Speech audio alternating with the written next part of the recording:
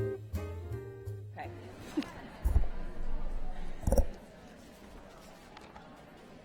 Hello, everyone. Welcome to the afternoon.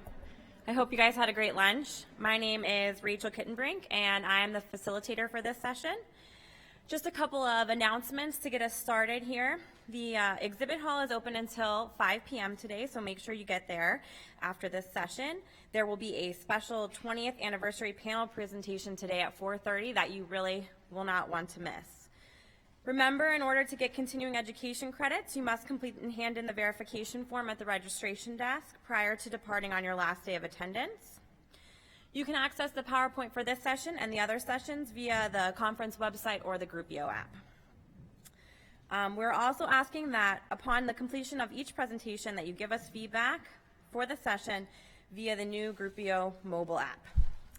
I have the great honor today of introducing our speaker. Dr. Francesca de Espinoza has worked with children with autism for over 20 years. Her work in kind of contemporary analysis of verbal behavior and looking at advanced applications is second to none. She's worked closely with David Palmer in applying his theoretical framework regarding atomic repertoires to the application of serving children with autism and developing advanced language skills. I have had the honor to read and know her work, and I'm excited to see what she has to say today because the influence that she has made on my personal work is incredible, and I know that it has changed the lives of many students that I get to work with and see every day. So, with no further ado, Ms. Francesca.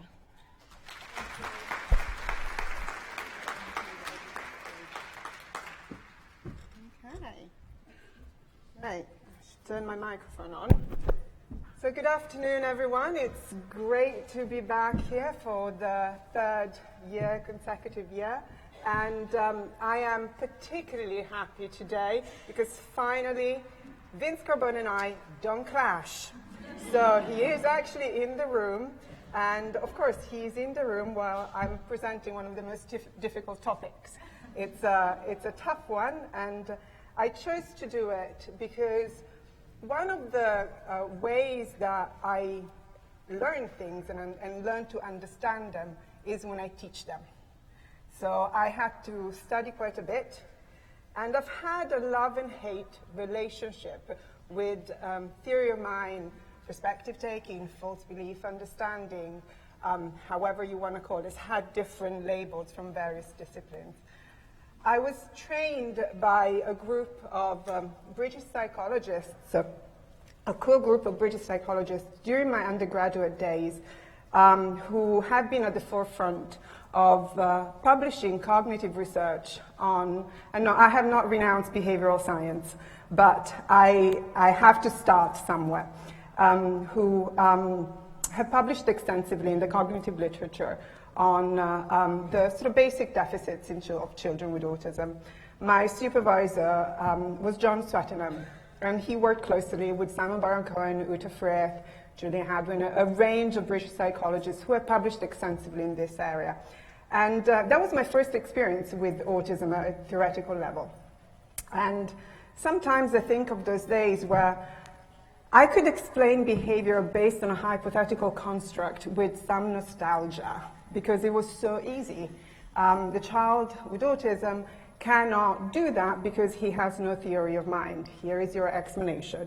Or he cannot recall words because he has some kind of deficit in short-term memory.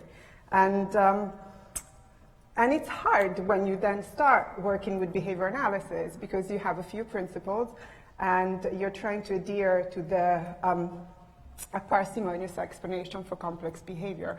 And when it comes to these kinds of skills or these kinds of responses that we observe and the presence of absence of it, it is difficult to provide a coherent analysis. And I think as behavior analysts, we have been lacking.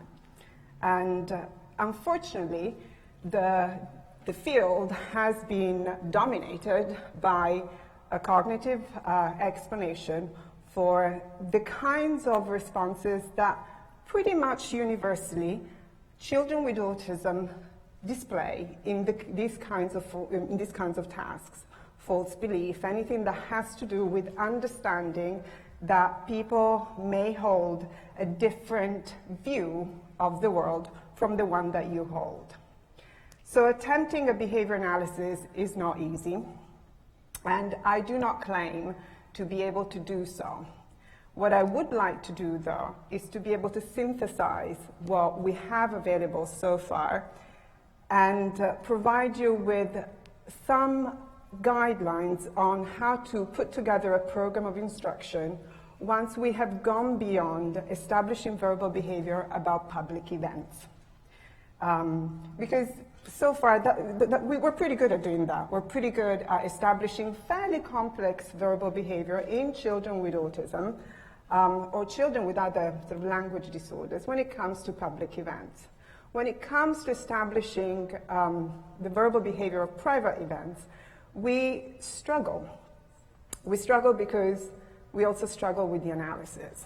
And procedures need to be derived from an analysis. If we cannot identify the controlling variables, then it becomes very, very difficult to recreate those kinds of situations in the teaching setting to bring about behavior under the environmentally relevant sources of stimulus control. If we cannot define the sources of stimulus control, then how can we manipulate those controlling variables to evoke behavior under those kinds of sources of control?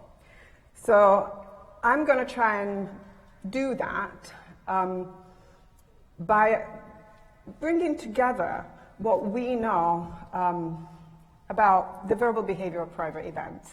And I'm going to try and provide you with some sequence of instruction with the aim of establishing verbal behavior that has to do with private events, with discussing how the private events and the public events marry and generate verbal responding.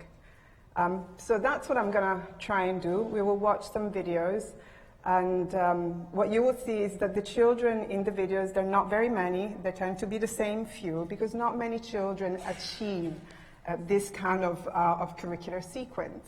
So we have few exemplars, and it's very much sometimes trial and error because there is no single response that the child can give you other than in a false belief task. The whole aim of this is that we're not going to try and teach to the task. People have done that, and you can get children with autism to answer correctly in false belief tasks. Whether they then demonstrate all of the complex behaviors that are said to denote perspective taking is actually unclear, and generally generalization tests fail or generalization is very poor. So I'm going to try and provide you with a sequence of instruction, but also with an explanation as to how we may conceptualize perspective taking as a complex set of verbal behaviors that begin in early social interaction. And through experience, how the child acquires those kinds of behaviors. So let's see. So these are my learning objectives. We're going to start with defining some prerequisite skills after I have completed the theoretical part. And you're going to have to bear with me. I will present some of the cognitive literature because it is the only one that we have available at the moment, and why a behavior analysis is possible, but it has not really been completed. And then we're going to be talking about how we move from divergent control, description of public events, what people do, to describing private events. And then we'll move on to discuss, and I will illustrate a sequence of instruction for establishing what's conventionally called abstract reasoning, anything that has to do with things that are not immediately visible. So here is my child. My child can, at this stage, speak fluently in grammatically correct sentences. This is a fundamental prerequisite. We cannot have a child who is still struggling to string sentences together, or who is still struggling to discriminate at the listener level the kinds of questions. The child has to have personal pronouns and possessive pronouns and show no reversal problems. So I versus you versus me, he, she versus you and I. So we have to have those structures in place before we can move on, because otherwise incorrect responding, we won't know whether it's because of faulty stimulus control or a problem with the sort of basic language discrimination. Must be able to answer questions about present and past event, so demonstrate intraverbal control, intraverbally controlled verbal behavior, and provide a description about an ongoing event. And so I'm not sure why he keeps on doing this.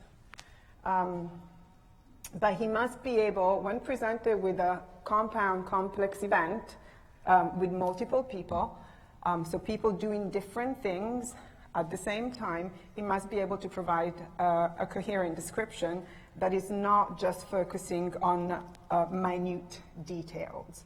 So he must be able to provide us with the event. So let's say it's a birthday party, rather than there are 7 lit candles on the cake. Okay.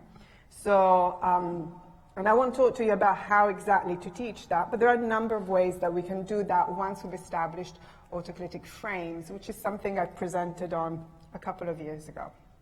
And then we need to teach the child to put all of that together in a coherent sequence, from generic to specific. Talk about the main event. Well, the main event generally involves people. So what we want is for the child to tell us what people are doing.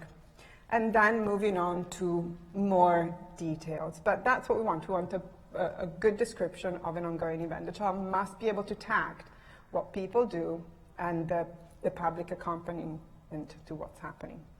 And then follow complex instructions. So demonstrate good listener skills. So this is what my child can do. And he must be able to do this before he can access the realm of verbal behavior of private events. He must be able to talk about public events. So this is pretty much what we have done up until now. And in red, you will see what we are going to be focusing on. At the social level, eye contact has been established as both a reinforcer and a discriminative stimulus. And that's, again, that's an important part of what we're going to be doing. Interaction is a reinforcer. At this stage, the child is engaging in commenting, he's monitoring people's reactions, he's adjusting his conversational verbal behavior to what's going on. He may still be only interested in talking about planets or train schedules, but he's learned sort of basic turn-taking conversational skills. And so we're now able to move on to private event learning. So he can do all that. We've either taught all that, or he's one of those kids who, had didn't really require a lot of specialized instruction. He presents with what's often called high-functioning autism. But he can't do this. So he continues, despite having good language at the structural level, and he can tact, engage in intraverbal responding. He can't do this. He can't predict, verbally report, tact the future occurrence of someone else's behavior. Sometimes he can't predict his own behavior. So he can't talk about what someone else will do based on integrating all the public cues. Think, say, or feel. He can't explain how he knows something. So he will tell you the girl has just been swimming upon seeing a girl with a wet swimming suit. But if you ask him, how do you know? Even though you then may ask the child, is the girl wet or dry? Is the swimming suit wet or dry? He will say wet. But when you ask him, how do you know she's just been swimming? He cannot verbalize, he cannot tact the controlling variables responsible for his own tact. Yeah? So he cannot tell you how he knows. He cannot report on his reasoning skills. He cannot tact the controlling variables responsible for his own tact. That's one behavioral way of putting it. Okay. And that's roughly what problem solving is about engaging in this kind of internal dialogue. So he knows all the answers. They're all there, but he just can't put them together. And the other thing is he kind of sees things only from his own point of view. So what I've defined is what people would say, would suggest, are some of the defining characteristics of autism. They're thought to be syndrome-specific, so specific to autism as opposed to other children with language disorders, and also universal. So most people with autism would display, or all people with autism would display a level of deficit in these domains. In fact, it's been suggested that the child cannot do any of these things because he lacks a theory of the mind. Okay, he lacks a theory of mind. So the ability to actually, and this is a fairly comprehensive definition of theory of mind as it is known in the literature. And we're talking about hundreds of studies. I mean, the developmental cognitive colleagues have produced extensively in this topic for the past 30 years. The ability to attribute independent mental states to oneself and others in order to explain and predict behavior. These mental states must be independent both of the real world state of affairs and independent of the mental states others have. So the child understands that people have a theory of mind and that they have these mental representations of the world that may be different from the real world. And that based on such representations, people engage in behavior. So the child who understands that people have a theory of mind can predict, can tell you what someone may do or not based on their beliefs, their intentions, and what they believe the state of affairs is. It's a pretty seductive explanation, especially when it's matched with consistent failure by children with autism in tasks that seem to denote theory of mind. So these are other definitions. The ability to make inferences. And so we're gonna talk about what an inference is, about what other people believe to be the case in a given situation allows one to predict what they will do. It's interesting. Actually, this is something we do all the time. What we do is we look at people, we observe them, and we try and predict what's going on and predict what they will do. We all do it. It's sometimes what makes us successful at work. It's certainly what makes behavior analysts very successful, is an analysis of the controlling variables of other people's behavior before they even engage in the behavior, so that you can then predict and control. So it's an interesting way of defining the phenomenon.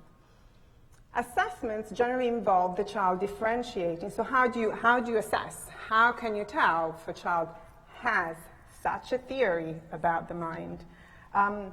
Assessments generally involve the child differentiating between what someone believes the state of affairs to be and what the actual state of affairs is. So I'll talk you through some of the tasks, and they're standardized tasks that are well accepted by the cognitive psychological community as a standardized assessments or tests of theory of mind. So the unexpected, the early tasks were borrowed by literature on chimps. So this is one of the first tasks. Maxie puts the chocolate. So the child is either shown a cartoon, sometimes a video, in later iterations of the test. Maxie puts the chocolate in the green cupboard while he's out playing. So the child is seen going out. His mum takes the chocolate out and grates some of it into a cake. So does something else with the chocolate. Then she puts it in a different cupboard. And what you ask the child who's seen this is, where do you think Maxie, and depending on how you phrase the question, children do show some variation in responding, but essentially, where will Maxie look for the chocolate? Now, most 4-year-olds will correctly say that Maxie will look for the chocolate in the last place in which he put it. Okay?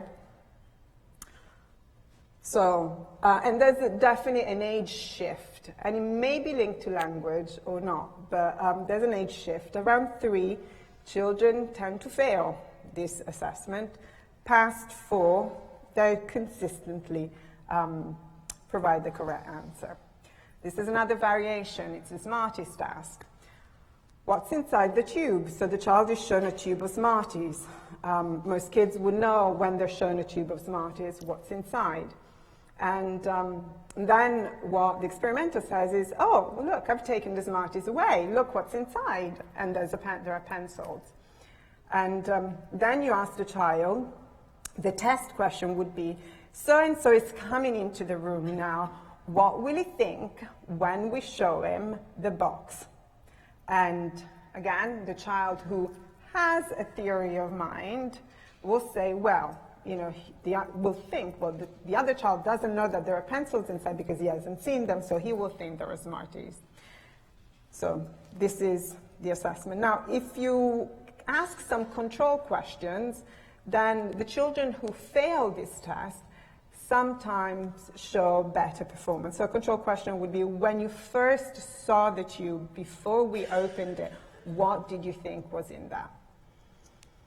So these are a series of assessments. The most comprehensive one, most of the assessments are single task.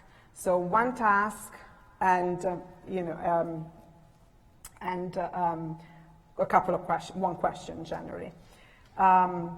These are the sort of first order false belief tasks.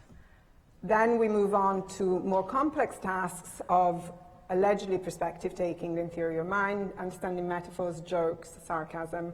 Strange stories tend to be used with individuals and adolescents with Asperger's or syndrome or high-functioning autism.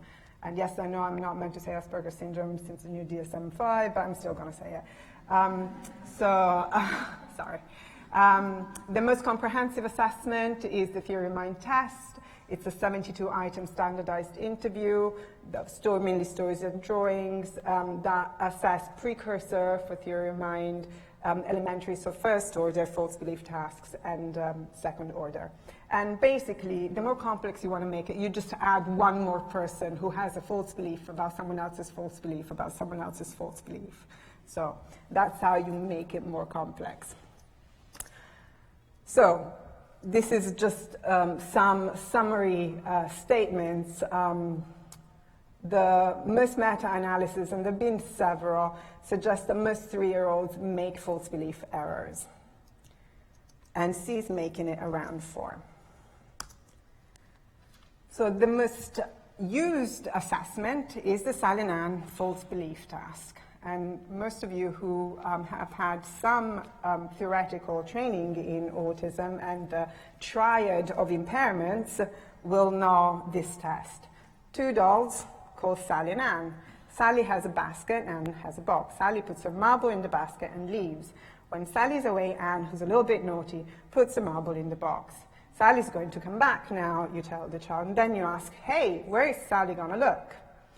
And so the typical child generally says, Sally will look in the last place in which she's put the marble. The child with autism will say where actually the marble is. So, because of this, I'm trying to move my slide. Okay.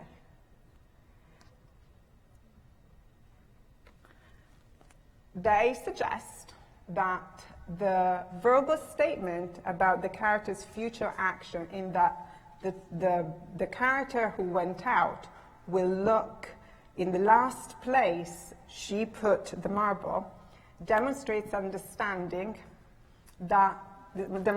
child has an understanding that the character, so a third agent or another agent, has a belief about the current environment, and that this is different from the actual current environment.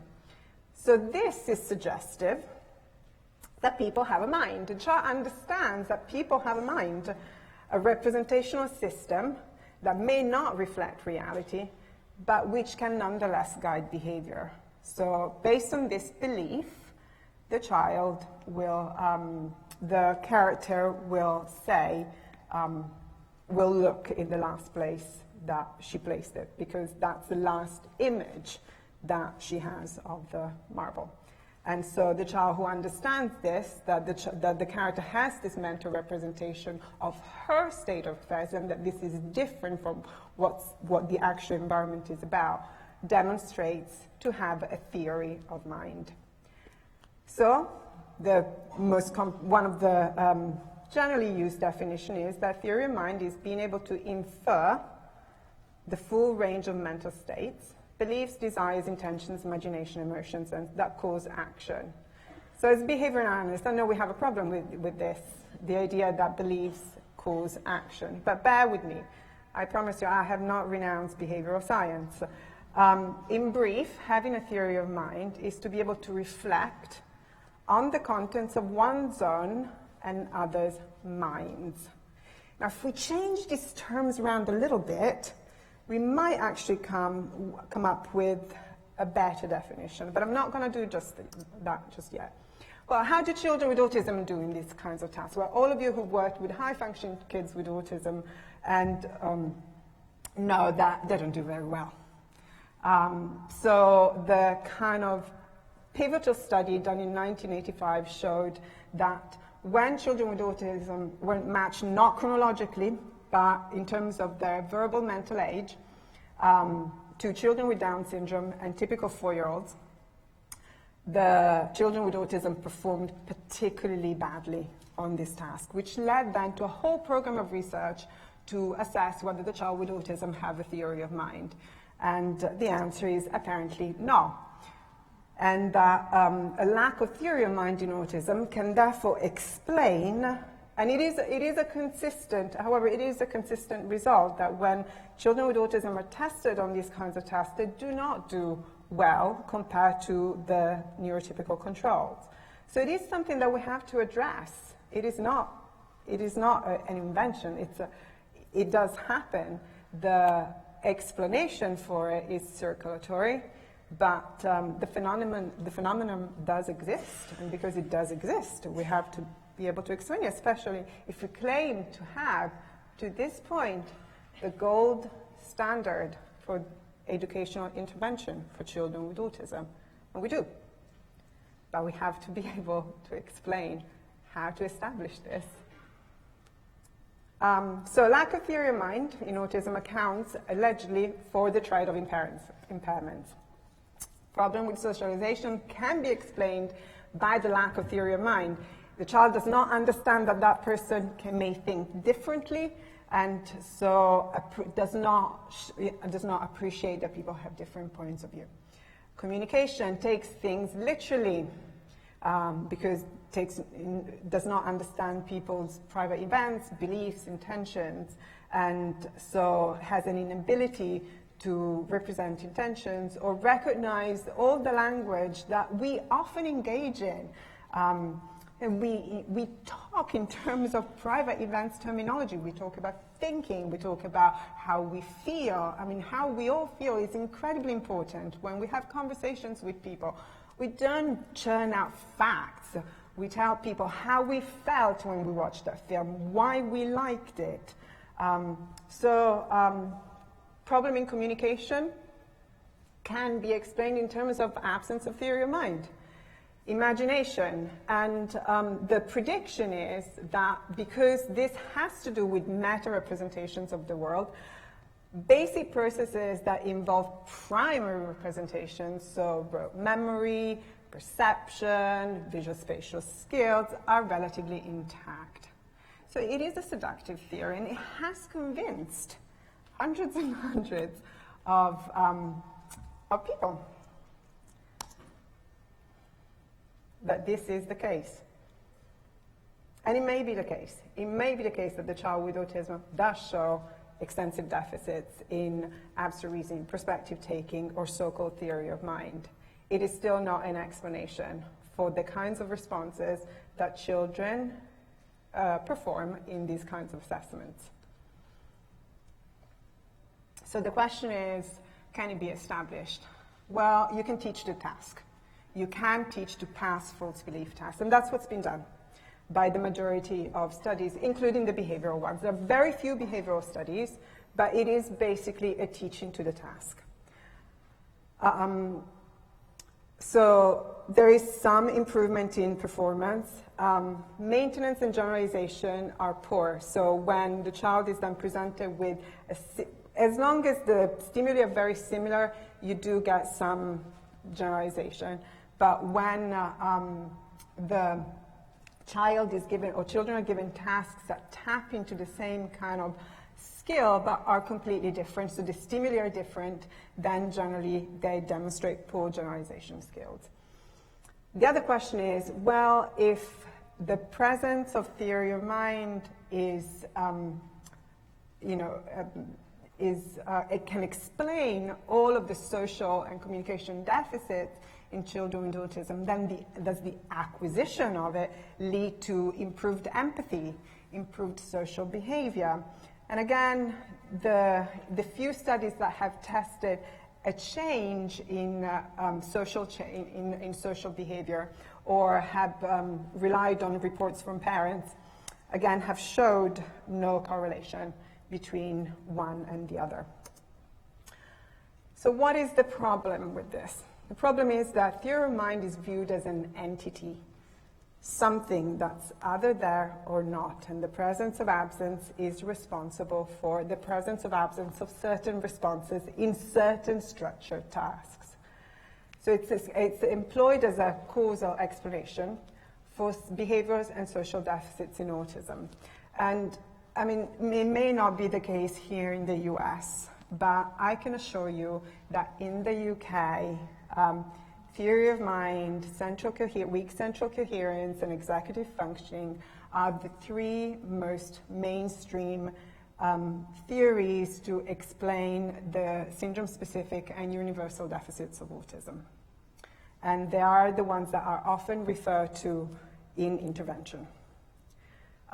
It is thought to be a central deficit. The problem with all the studies is the lack of experimental manipulation. The presence versus absence leads the experimenter to say he has a theory of mind, hence he can respond this way, or he responds this way, hence he must have a theory of mind. Well, how do you know he has a theory of mind? Because he can respond this way. So we're back to the circulatory explanation rather than a cause and effect. So if I change this variable, do I get a change in performance? And finally, as with most circulatory explanation, what we have is a label that actually is used to explain and summarize, to explain behavior, but also to summarize a range of behaviors, a range of verbal responses. So the question that we need to ask as behavior analysts is, and I am borrowing it from Hank Schlinger, how and in what manner, one of the few behavior analysts who has written on the topic, how in what manner are the behaviors from which theory of mind is inferred acquired? So that's one question. Well, if we accept that actually the phenomenon exists, that it is, whether it's specific or not to autism is irrelevant at the moment. It will be relevant once we look at program of instruction. But how are these behaviors acquired? And my questions would be, well, under which observable circumstances do we tact the presence or absence of theory of mind in a child? So in other words, what does the child do when he's set to demonstrate to have a theory of mind? Because it cannot be simply a question of he points to where someone is going to be looking or not. So we want to know exactly what the child does. Yeah, we can say it's verbal behavior. A lot of people say, well, theory of mind is just behavior. Great. What behavior? What are the controlling variables? Now, and how are those responses acquired? Because if we can't define those controlling variables, then we cannot define the teaching contingencies. And I'm an inherently applied person. I'm not an intellectual. I am not a highly theoretical person. I need theory. I need the analysis to derive effective procedures. And I will use whatever is out there that makes sense. And at the moment, we're not really there. So let's start with an operational definition. What is out there in terms of behavioral definitions of theory of mind? So the summary definition that I can synthesize from the cognitive literature in one sentence is it's inferring mental states to predict action. Okay? So if we take all the definitions from the cognitive literature, this is pretty much a summary statement, is the ability to infer mental states and predict action based on that. It is actually, if we change the words a little bit, we can turn this into a behavioral translation. Now, one attempt has been this, observing the behaviors of another individual in a given situation. So observation, again, it is a verb, it is not operational enough. When we observe, and we're highly verbal individual, what we do is we tact. We engage in verbal behavior about the ongoing event. So let's change that a little bit. To predict the individual's subsequent behavior. Predict, again, what does it mean to predict? Okay, it's a verbal report about the future occurrence of behavior. It's a tact. Okay. Or responding in accordance with the, so this is where it kind of gets blurry. It's no longer, or responding in accordance with the private thoughts or emotions of another individual, another might typically experience in that situation. We can, again, turn this around a little bit by talking about private events, public accompaniments, and collateral responses. So in other words, if we can change this a little bit, we're looking at perhaps inferring mental states to predict action means tacting the future occurrence of another person's behavior based on accompanying public events, collateral responses, and private events. Okay, so essentially what we're doing when we're predicting someone else's behavior is we're tacting the potential controlling variables. We're doing an analysis of behavior of someone else. We're looking at the antecedents, the behavior, the potential consequences. So how does this happen? Well, Skinner provides an initial explanation. Children are taught to describe their own private events through the verbal community. How does it happen? Well, generally, there are public accompaniments, public events, changes in the child that produce public stimuli that the parent acts, that attract the parent's attention. So let's say the child begins crying. He begins crying because his toy is broken. Again, that's an imprecise way of talking, but follow me. So the toy breaks. Child no longer contacts reinforcement. It elicits a response and produces operant behavior as well. So there's a collateral response, is crying. Crying has been in past reinforced through attention. So the parent sees that, and the parent says, "Oh, you're sad. Your toy is broken. You're sad because your toy is broken." So during that social interaction, the child begins to acquire the tact for the ongoing private event, as well as the public event that's correlated. So when the child observes similar circumstances in others, he has the verbal behavior to predict or tact, allegedly, the private event of someone else whose toy is broken and is also crying. So Spradley and Brady, in an article in the attempt to provide a behavioral interpretation of theory of mind, suggest that we make predictions about behavior of others based on having previously observed and described, so tacted, the behavior of specific individuals in similar circumstances, our own behavior in similar circumstances. And by doing this, then when the stimuli are relatively similar between these circumstances, then we predict behavior or what's going to be the future occurrence of that. So that's one way of looking at it is how a verbal behavior of private events is shaped by the verbal community, observing the public events correlated with it. So it points to the fundamental role of the social community in establishing the verbal behavior of private events through attacking the public events that accompany those. So theory of mind may therefore result from extensive experience of social interactions and consequent acquisition of complex overt and covert verbal behavior through social reinforcement, through these constant social interactions. Again, when we are engaging in conversation with other people, we rarely just engage in factual verbal behavior. We talk about private events. But these private events are discussed at the same time or with public events. So it clearly points to the impact of social reinforcement. If we accept that there is a fundamental deficit in the insensitivity of social stimuli in autism, so social stimuli do not become discriminative stimuli and conditioned reinforcers in the same way that they do for a child who has no autism, who's not born with that kind of deficit.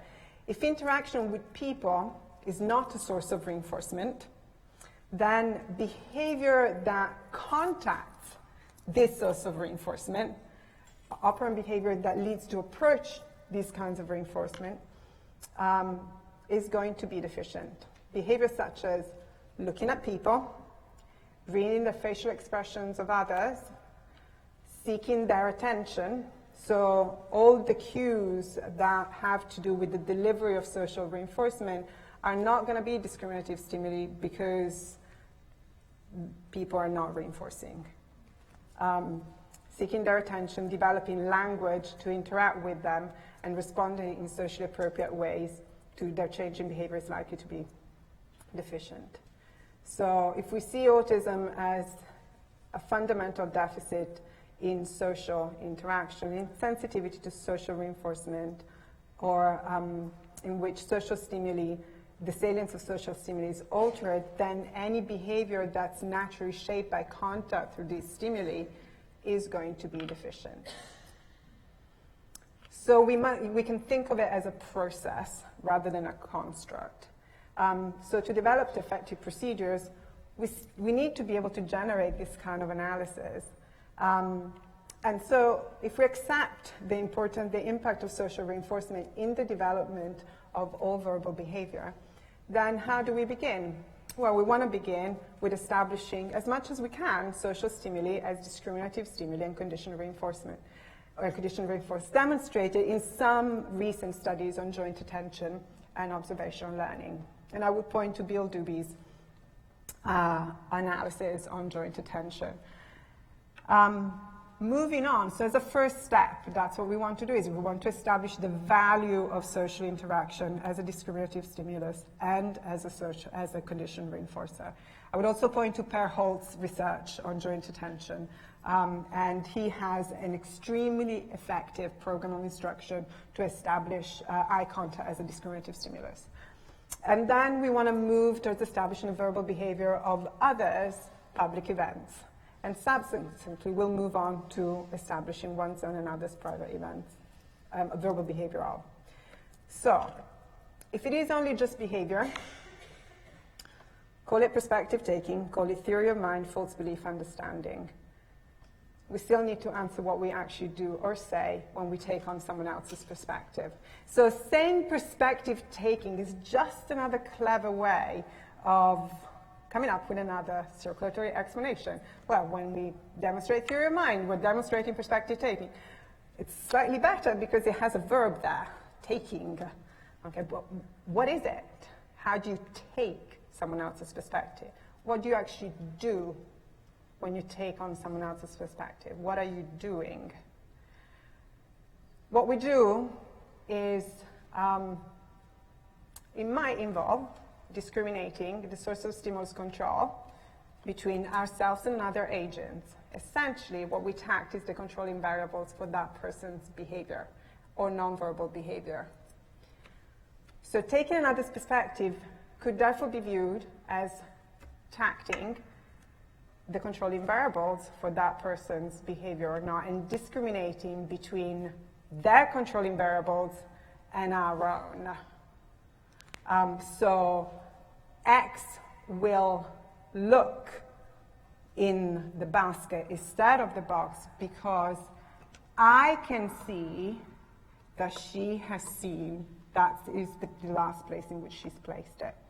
Can she see where Anne has put the marble? No, she can't. So it may involve, if we want to establish these kinds of skills, is teaching the child to mind read may actually involve what we naturally do all the time, which is we tact what the antecedents are for someone's behavior.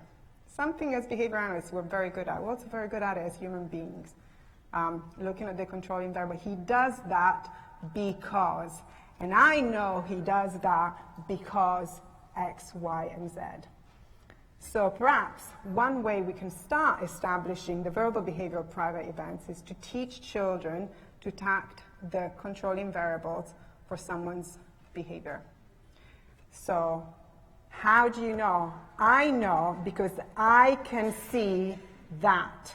I know because I can hear that. She knows that X, Y, and Z is happened because she heard it.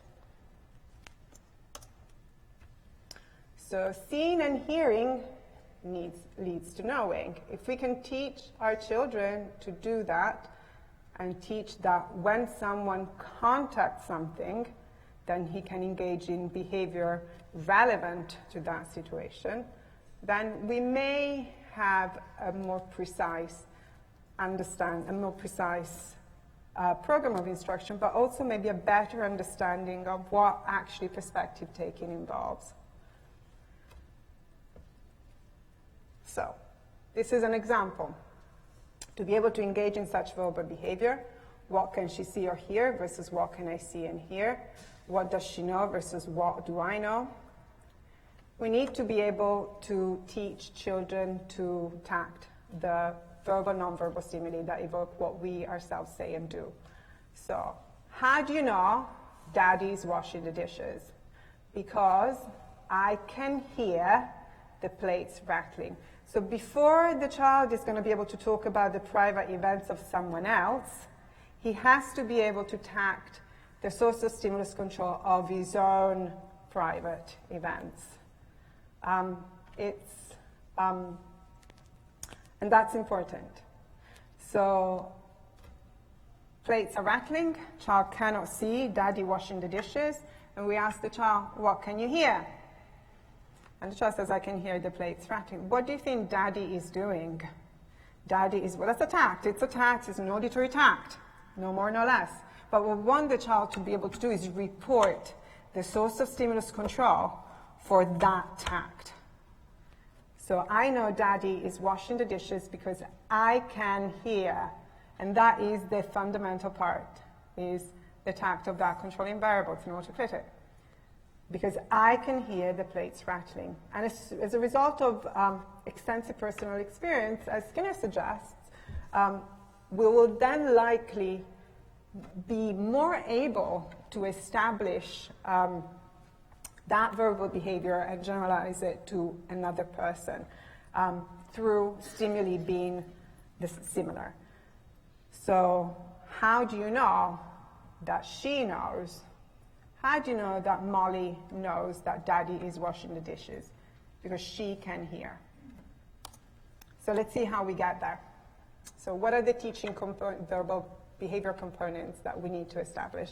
Now, the three main skills that have been consistently discussed in the literature that would need to be established as a way of demonstrating at least emergent perspective taken in the child involve verbal responses that are about the controlling variables for another person's private event or public behavior.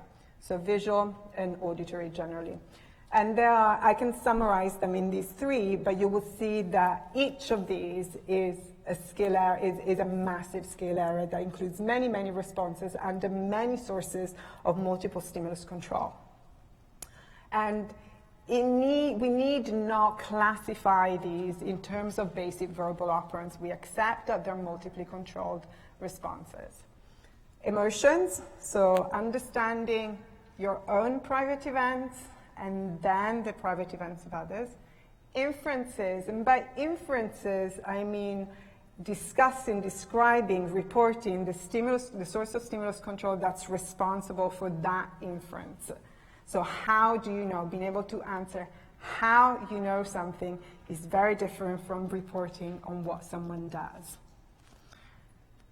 And seeing leads to knowing. So we're going to be looking at how these three skill areas make up, really, the sort of complex verbal behavior of perspective taking. And we will get to false belief tasks. And you can teach children to pass it. That's not the question. The question is not about establishing performance versus the functional significance of teaching children to acquire at least some rudimentary appreciation of other people, private events. But first they need to develop their own understanding of their own private events. And it makes a big difference to us as human beings when we can explain how we feel and why, and how other people make us feel, but also how our behavior affects other people. And I will not shy away from talking about such things. Feelings and private events, we need to be able to talk about it. Otherwise, we're still going to be known as the people who can, yes, shape observable behavior, but we really are unable to shape complex verbal behavior, the verbal behavior that really defines our interactions. So let's look at our advanced objectives. We're going to be moving then to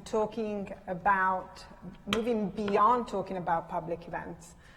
And initially, we are going to be discussing how we can establish the child's vocabulary about his own private events. So this is pretty much our sequence. And the prerequisites are, as I've discussed before, we want eye contact as a social vehicle. So the child has to, the other people, what they do has to be some kind of point of reference. A discriminative stimulus in an ambiguous situation, reinforcer for approval. Divergent control tacting, descriptions, going from generic to specific, personal and possessive pronouns, no reversal problems, and temporal concepts. Before, after, first, then, and last. So these are the kind of prerequisite skills. So let's start with the first step. And whether you establish the verbal behavior or private events before you do inferences, how do you know? They kind of tend to go together. I will present them as separate areas of intervention, but you will see that, again, they're necessarily interconnected, and that they all involve inferential thinking as such, or making a prediction, tacting someone else's source of stimulus control to tact the future occurrence of that person's behavior. So let's start with,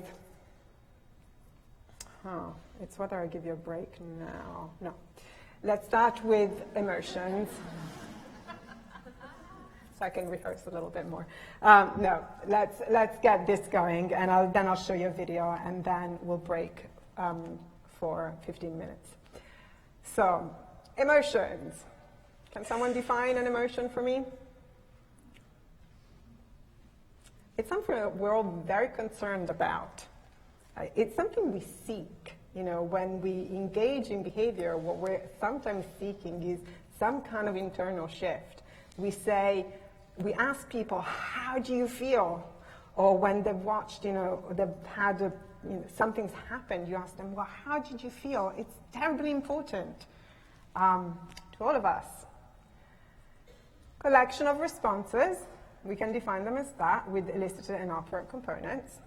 How do we establish them? So how do we, not emotions, we all agree that the kinds of sort of elicited changes and public events occur to all of us.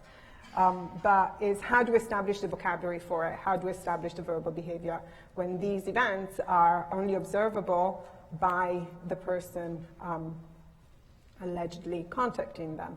Well, we can only do that through the public accompaniment and similarities in stimuli. So we're going to start with establishing the tact of the child's own emotion. And my suggestion would be, if you are at this level, don't start with teaching children, showing children cards of faces.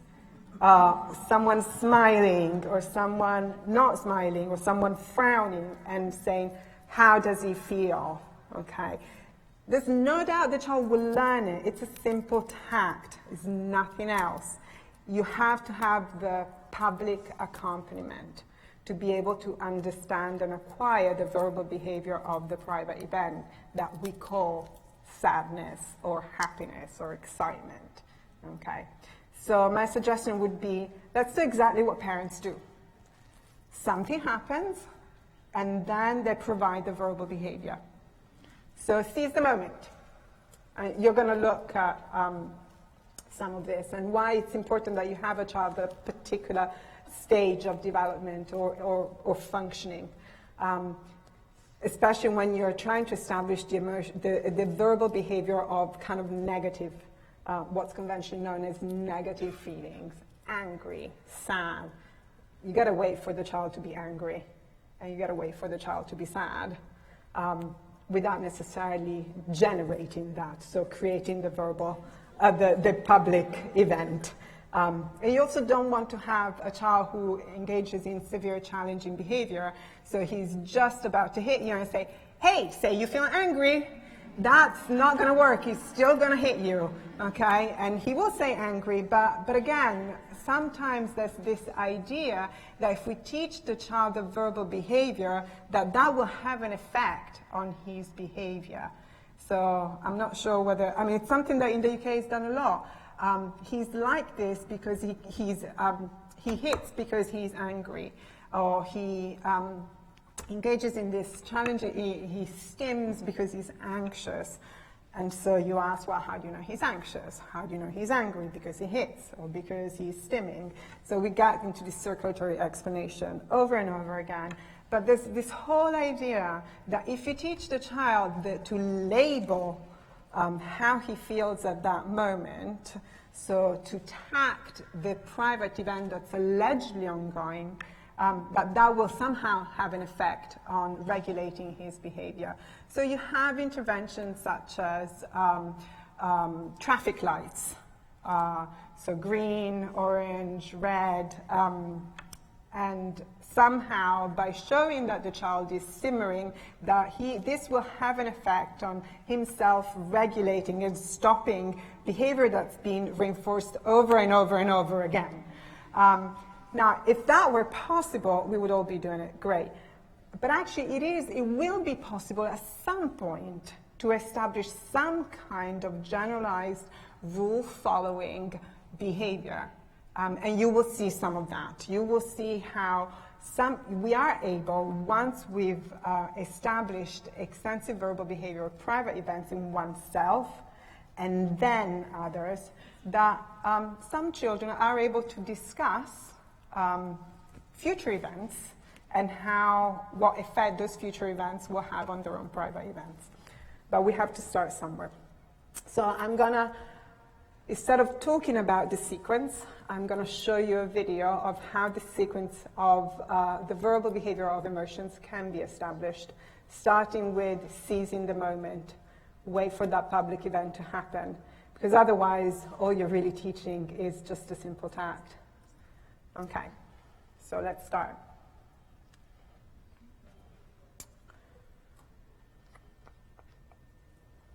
So you'll recognize the little boy, whoever has been to my lectures before. It's the little boy who we've left answering questions about past events last year. And he's slowly moving to being able to engage in verbal behavior about private events. So these are his first steps.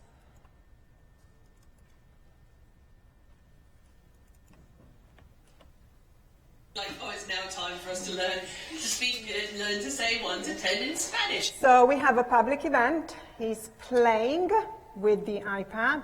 He's continuing to engage in this behavior, so there's clearly some source of reinforcement that's been generated. And there's some collateral responses. He's smiling. Alexander?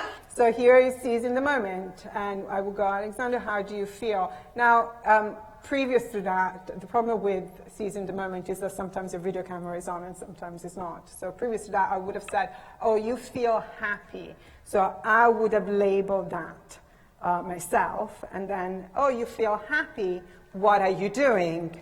He's already learned to tact his own behavior, so he'd say, I'm playing. But this time, I can just go, how do you feel? What are you doing? What are you doing? Are you winning? Yes. How do you feel? Okay, so it's the tact of the public event. What are you doing? Are you winning? And then how do you feel? So we want these two to occur consecutively. Whether one occurs before the other is less important, but in this case, it's the public event I'm first. happy. Why? I like temperament Why are you feeling happy? because I like playing. Oh, because you like? Playing. Ah, Yes, okay. a pillow, So, a book, and a photo.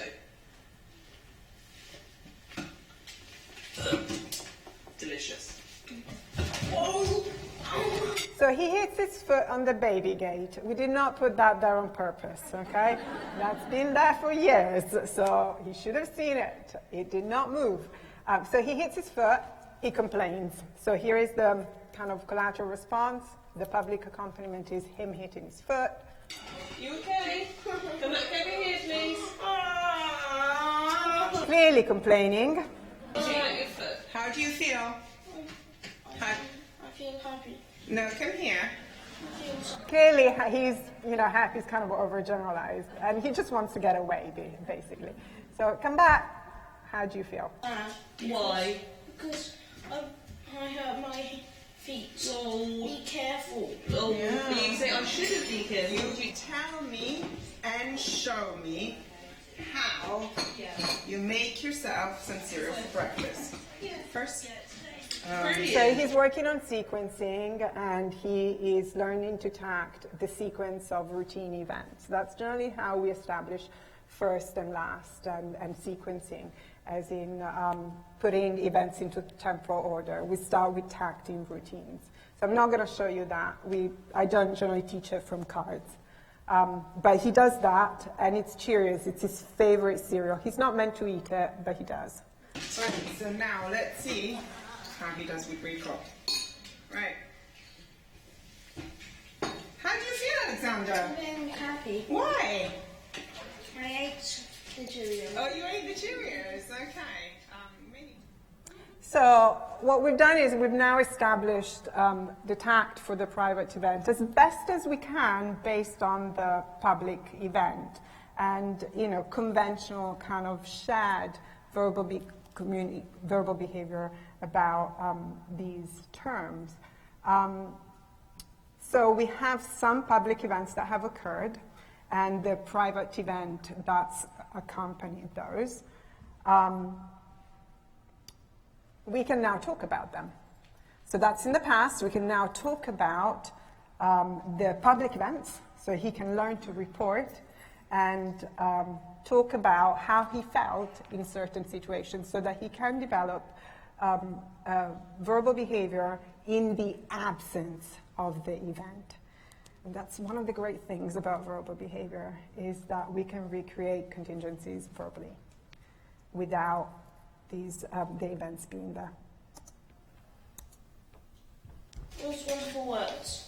Okay, so there was something wrong with the CD player, wasn't there? CD's not working. How did you feel then? Frustrated. And they need to fix it. You were, yeah, you did feel frustrated. So what would have happened is it was rehearsal for the end of the year play. The CD player wasn't working.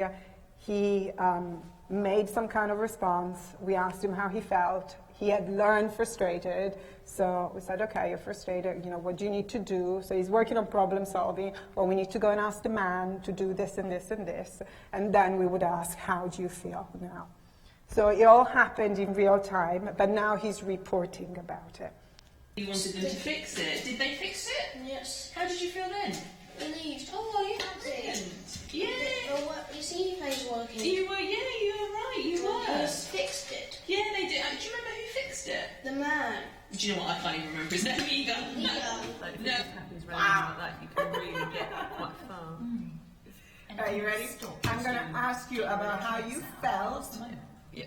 when some things have happened to you in the past month since I last saw you. Okay? And what did you do at the Hexagon? The Hexagon is a theatre in London, or Reading. So he went for a performance, and his school was performing. I sang the bare necessities. Will you sing the bare necessities for me? Just one little line? Yeah. That's not proper I'm singing. sure you can do better Well, singing. tell me how you felt when you sang the bare necessities at the Hexagon. So we always ask the question about the private event together with the public event that's sort of generated it. Excited. Excited, yes. And sometimes you don't get your points on the iPad. How do you feel when that happens? Sad. Oh, you do. Well, you get 2 points for that answer. So we're now slowly moving to third person. After he's developed a relatively good verbal repertoire of his own private events and the private events and the public events that correspond to those.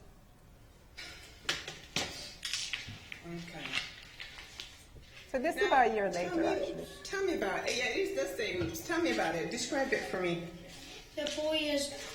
So here is the description. So he provides the general theme, what the problem is, and interestingly, he's not asked to do that, but he includes an inference about the private event. His speech is not perfect. Structurally is okay. His tone of voice is off, but he does provide a good description for him.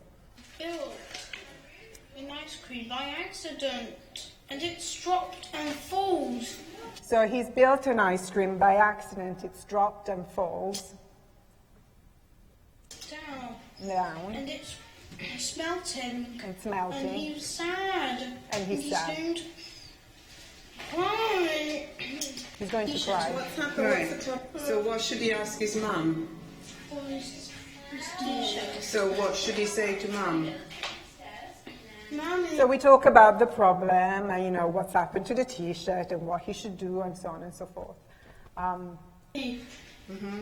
My t-shirt is dirty. Yeah. Can you wash it, please? And give me Another one. good. So he's predicting what might happen or what should happen. And that's okay. That's just a prediction based on a sort of observable problem. There's nothing special, nothing private about that. It's just a prediction about future occurrence of a public event. It's probably part of a routine, a sequence. When something is dirty, then I put it in the wash. So he's probably just reporting on kind of a chain of behavior that he himself has engaged in. It's still resolving the problem. It's a physical problem. There's nothing particularly special about that. That's much better. Right. Listen. How do you think the boy feels? Angry. I'm anxious. Anxious is the new one. So like happy, we bring anxious into everything, especially because it produces quite a significant change in other people's behavior when you say you're anxious. So it has unique operant qualities. It really is, when a child with autism can report that he's anxious, everyone activates and tries to change that. So he has learned to do that very well. Why is he angry? because I'll go with angry. he spilled an ice cream Yeah. all the time. Well, I don't think it's all the time. Ice cream. He's got, now, if Mummy buys him a new ice cream, how So do you... this is the change. So let's change the event. So he's tacked in the potential private event based on a public event. It's similar to what he himself has experienced in the past. None of these responses are taught. Okay, what you're seeing is first time with these particular stimuli. The only thing that he's learned is I versus you versus she. But the events are similar to what he himself has experienced, so he's able to provide a similar explanation for them. So the critical thing is the prediction. How would so-and-so feel if? think he might feel? Happy. Good. What if Mummy says, I'm sorry, you're not going to have a new ice cream. You should be more careful next Careful time. next time. How do you think he would feel? Angry. Really? No, he would be sad. He might feel like Grace. Okay, and then if we can mute the audio for this, that would be great. Thank you. Grandma sent Grace some money for her birthday. Grace's mum said, let's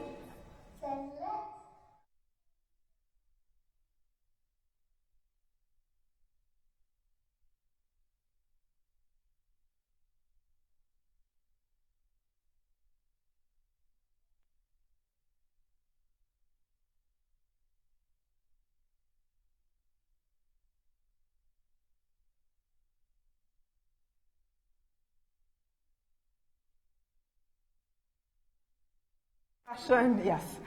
This is just discussion of a public event. There's nothing unique about it. It's just, what's happened. She got presents, wrote a thank you note. What would you write in the thank you note?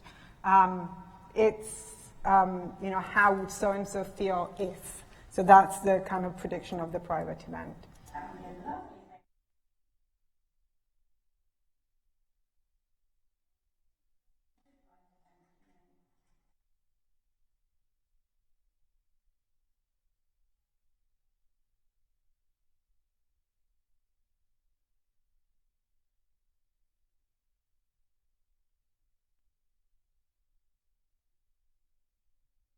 The same questions that we've asked before in the sort of first person private event. What's happening? How do you feel? Why? It's just, then we moved it to the third person with some kind of visual in the same, what you saw with the little boy. And now it's just discussion.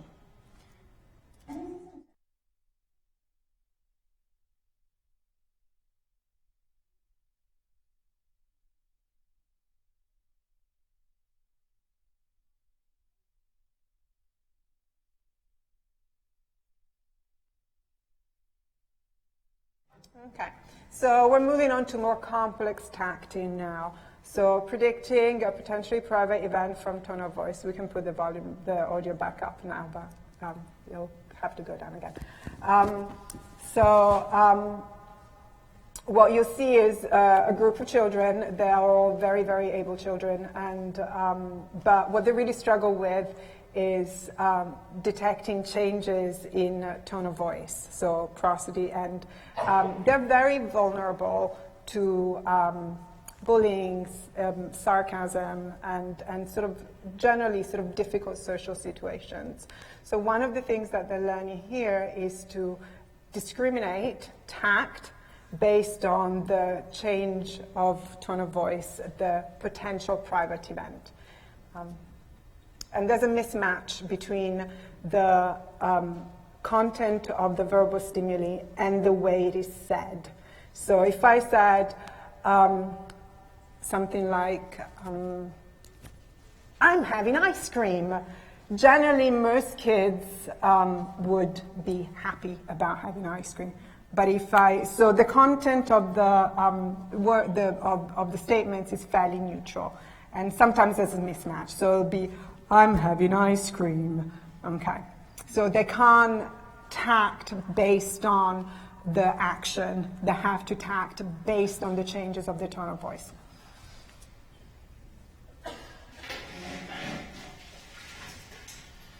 Well, I have football tonight. Mumpy. Yeah. Next weekend, I'm going to Wales. Excited. Yeah, happy, excited. The ball went in the net. Milo. Sad. Sad. What's I was sad. The ball went in the net. Jake? Happy. Yeah. Excited, yeah. I got sausages for tea. Milo. Angry. Well done. I can't believe it. Okay, if we can get the audio down again. Thank you. And I think about now. Published a relatively extensive repertoire of verbal behavior about private events. The child is able to tact his own private events based on the what's happening in the environment and how any kind of change, elicited change that may be occurring. Again, we can only hypothesize that, but he can predict what might happen, how someone else may feel, the private event of someone else based on the public event. And he can engage in some kind of discussion about it, some kind of interverbal conversation. So that when he hears about certain public events, certain things happening, he can tact the potential private event that goes with that. So now what we want to be able to work on is the child's understanding of her own, in this case, behavior and how certain things make her feel and what she can do about it. I'll write about something that Takes her own perspective. where you are.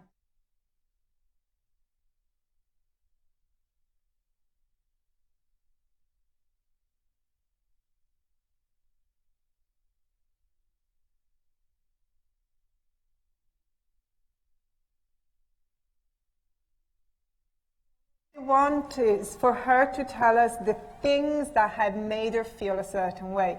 Whereas what you've seen before is we would, based on certain public events, ask the child, how did so-and-so make you feel? How did this make you feel? Now what we want is for her to tell us, so, kind of a reversal relation, how certain things, what makes her feel a certain way? What makes you happy?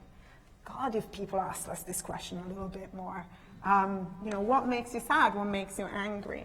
And we must not shy away from talking about these kinds of things because they're important. What do you do?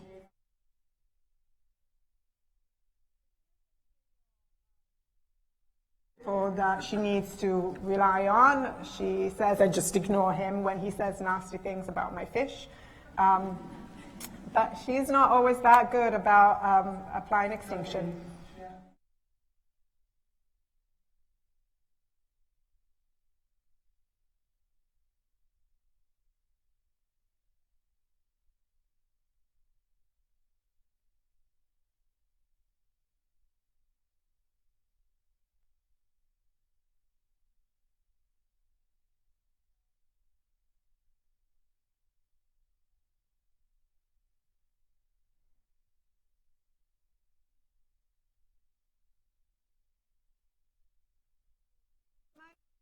A potential outcome is that she might not get all her fish points.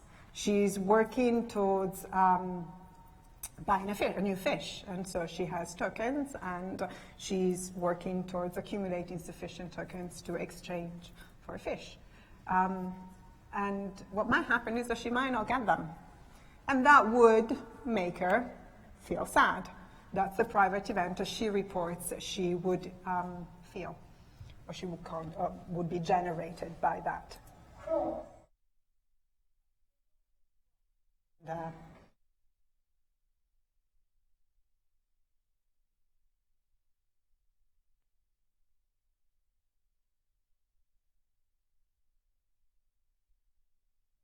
She's learning about is the verbal rules. So it is okay to feel cross as long as you don't hit.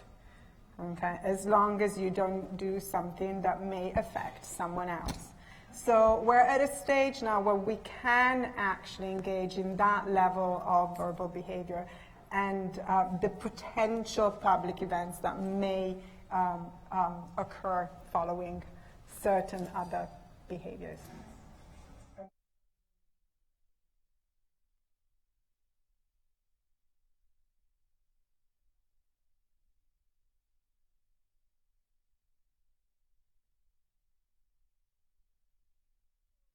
Is it is okay to feel that way. No one can tell you how you should feel.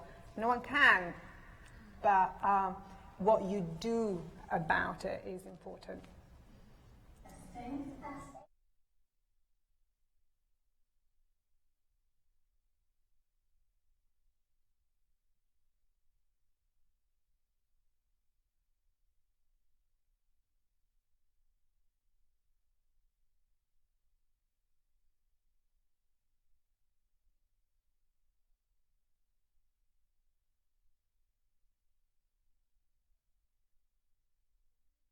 Words.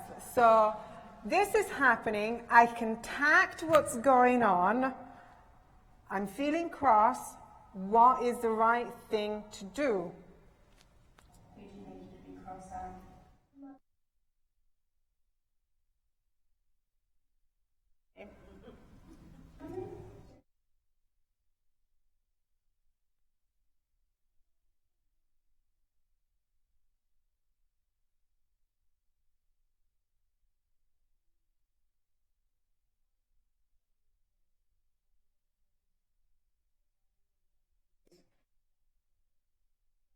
Yeah, you can feel cross. She says she's cross about herself, but what she really means is she's cross because she didn't get the points. But she did say that, so there's something that she does want to say about it, and so I'm just going to guide her through it. That's fine.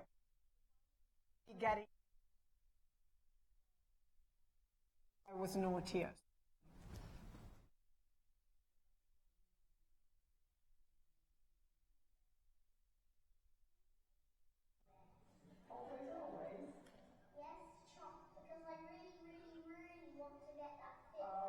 She has a good understanding of her own behavior. I do my best because I really want to get that fish. But this is what it means when we get to the stage where we can teach the child to talk about his own behavior and how events affect him or her, and how that may then lead to a behavioral change.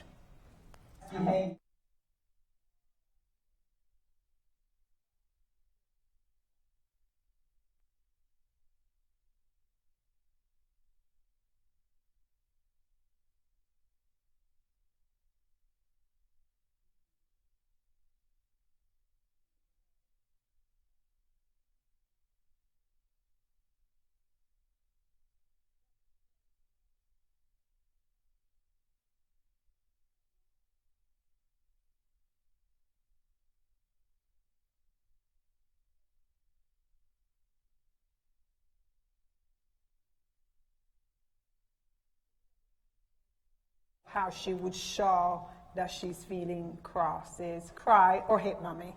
So these are the things she doesn't allegedly do.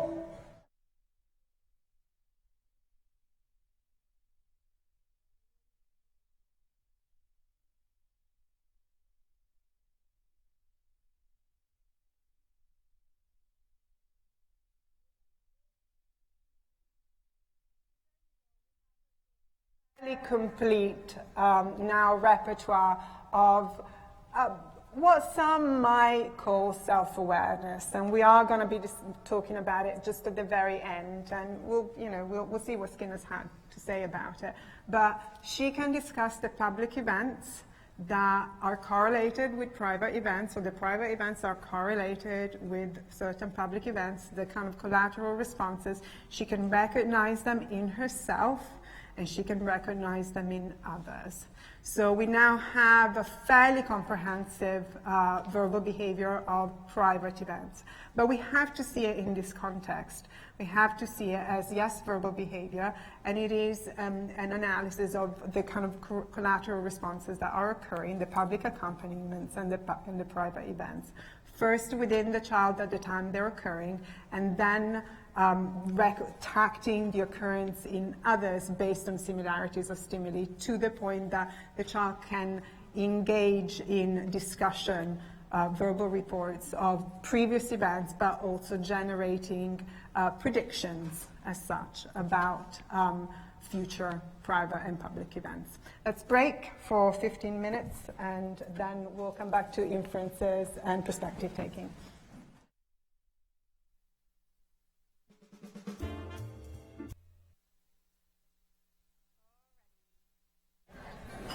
I'm sounding more American as we go on. That's where I learned English. I learned English in the States. It's just taken me 23 years to get rid of the American accent. But I only need to be here 2 days, and it comes back with a vengeance. Okay, let's start back.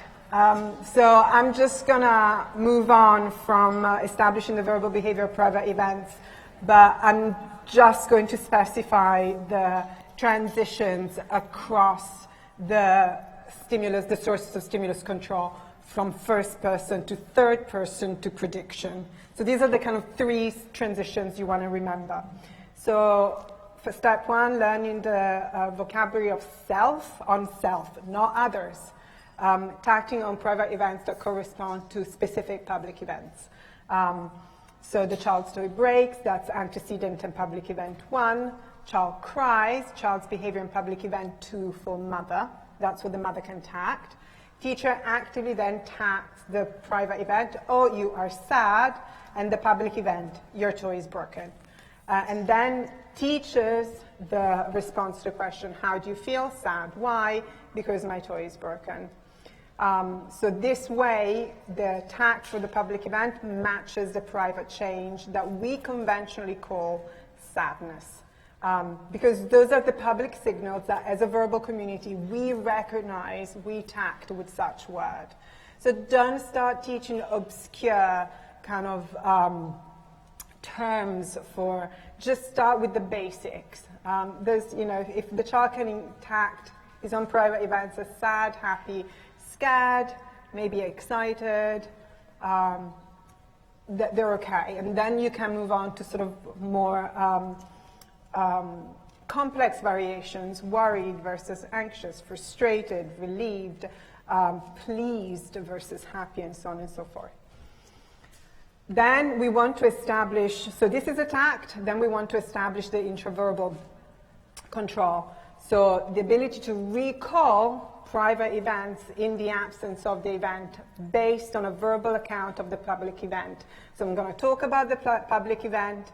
It's something that you have experienced before.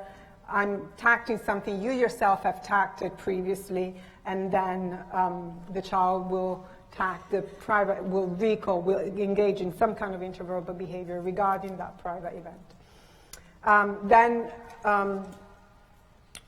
So that's what we want to do, is we want to establish first in the tact at the time the event is occurring, and then how did you feel when. So it's just a recall of a past event. Then we move on to generalization.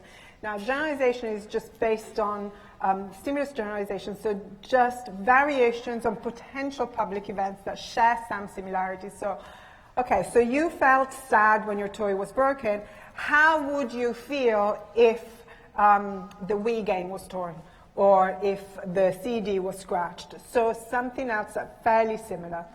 How do you feel when you got the car you wanted for your birthday? How would you feel if for Christmas you got so-and-so? So providing sort of different scenarios. And then we move on to tacting the public event of someone else at the time it's happening.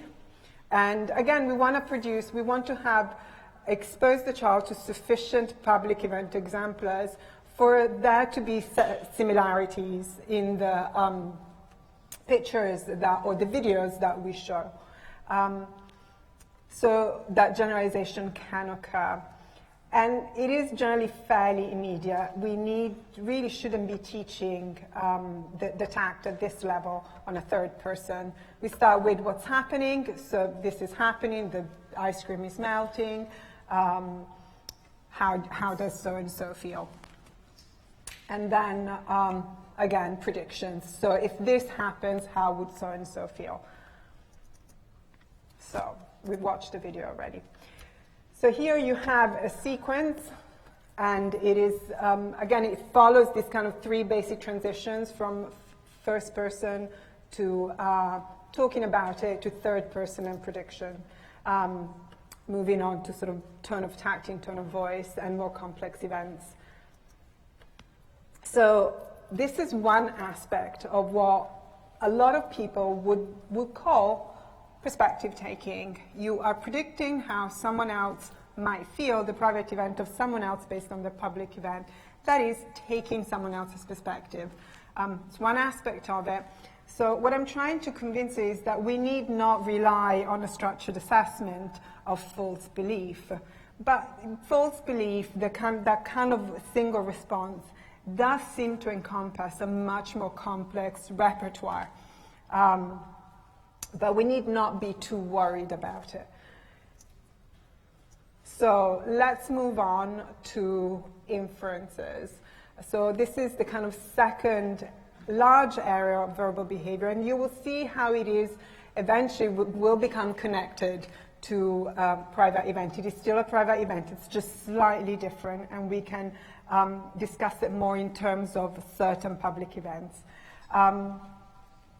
So there is a difference between behaving, doing things, and reporting ourselves behaving in a certain way, as well as reporting the causes of our behavior. And what we're trying to establish now is the verbal behavior for reporting the causes of our own behavior. Why we do things. Now, sometimes we don't even know. Why'd you do that? Well, I don't know. I just felt that way. Things like self-awareness, introspection, they're all words that we use. Any of you who's been in some kind of talk therapy, be it behavioral or not, there's a lot of discussion about public and private events and understanding the controlling variables of one's own behavior. If you can tact it, if you can tact the controlling variables of your own behavior, you can tact certain signals, and you can learn to change how you behave, and sometimes the private events that go with that public event. So what we want to start doing is arranging the conditions for our child so that as a community we can shape the verbal behavior of understanding one's own controlling variables. And effectively, that is taking someone else's perspective. It starts with your own private event. I understand the controlling variables for my own behavior, but then it can then move to tacting the controlling variables for someone else's behavior. And to child can do that, then you can effectively predict behavior. And this is what we do as behavior analysts. We describe, predict, we control. That's what we do. We tact the controlling variables. So what we're teaching when we're teaching perspective taking is we're teaching the child to do an analysis of contingencies for someone else's behavior or future occurrence. So what is an inference? It is a tact of an event, really, but what interests us is forgive me the term, process in which the child engages to draw that inference, meaning what is the mediating behavior that's responsible for the child saying that and teaching the child to report that behavior, to self-report the controlling variables that have made him draw that inference. As a general advice, use thematic prompting. Do not use echoic prompting. You're never going to get rid of it, and it kills any reasoning that you may establish in the child. You're not going to know whether the child will respond because he's just engaged in some kind of rote response. So at this level, and generally at this level of programming, you want to use thematic prompting. You want to get the child to the answer through leading questions and sort of help him through the problem-solving process, where one question leads to an answer, that answer leads to another question, rather than just giving him the answer. And then we're going to establish the autocritic frames. So we're going to establish the tact for the source of stimulus control for that particular tact. Because how do you know that he has won the game? Because, and the answer is not because he's holding a cup or a medal, okay? The answer is because I can see that he is holding a medal. That I can see is fundamental, because that's how the child knows that he is one. Is, what tells you, what detail tells you that is what's happening. So once you can do that, and it's mainly auditory and visual, you can be creative and do taste. How do you know it's a cake? Because I can taste it's sweet. You can do touch. How do you know it's a toothbrush while the child is rummaging through a bag? Because I can feel the brushes against my finger. Okay, they're all tacts of the source of stimulus control for another tact. So, but I mainly focus on I can see and I can hear. And once we can do that sufficiently, then you'll see how we can transition to what can she see? What can she not see? Can she hear? Can she not hear? Does she know? Does she not know? But first, the child has to be able to tell us how he knows. So let's have a look at how these transitions occur. And a couple of considerations that I've experienced is with children with autism that have, by the time they reach this level, they have a quite extensive intraverbal, sometimes quite extensive rote intraverbals as well. So sometimes, so the first kind of inferences that they're gonna be working on are things like, how do you know it's summer? So it would be, what's the season?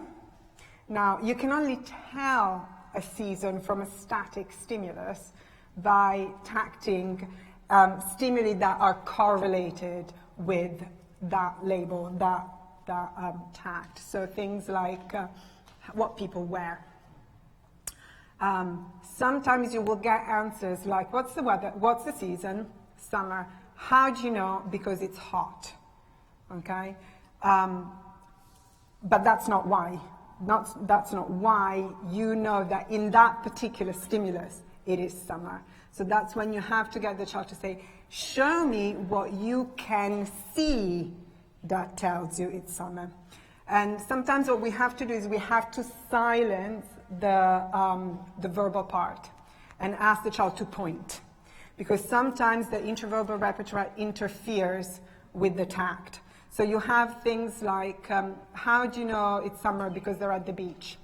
But actually, they're not. They may be at the beach, but they may be wearing scarves and gloves, because you can go to the beach when it's winter as well. So what's happening is the intraverbal repertoire is interfering. Is sort of, one word, summer, increases the likelihood of a range of intraverbal responses and inhibits sort of the nonverbal stimulus, or the saliency of the nonverbal stimulus. So sometimes we have to silence that, and we have to say, don't talk, point. And so once the child can point, then we say, now tell me what you see or what you're pointing at. And that way we kind of diminish the power of the intraverbal repertoire. So it's just, you're not going to see that, but it's just something that you need to be aware of, because there are certain keywords that have a strong history of intraverbal relations.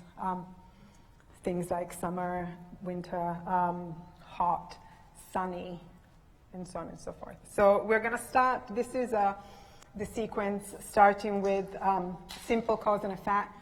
Again, just a different way of providing a response the child has already got a history with. Why do you use an umbrella? I think I have a problem with the microphone. And so on and so forth. Discriminating between false and true and false, impossible and possible. They're all verbal relations. There is really nothing special about this. It's just manipulating verbal stimuli at a higher level. And then we move on to simple inferences. So let's have a look. So a simple inference is being presented with an event and explaining how you know that event is occurring. So explaining the source of stimulus control that's responsible for you saying what you are saying. Okay? So let's have a look.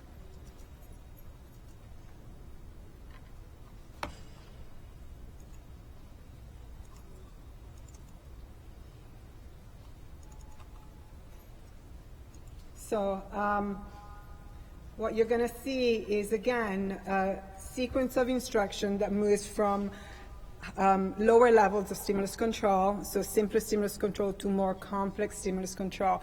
And the complexity of the stimulus control is denoted by the dimensions of the story told. So we'll move from visual to auditory, and so the child will then need to, yes. Okay. Then change the battery.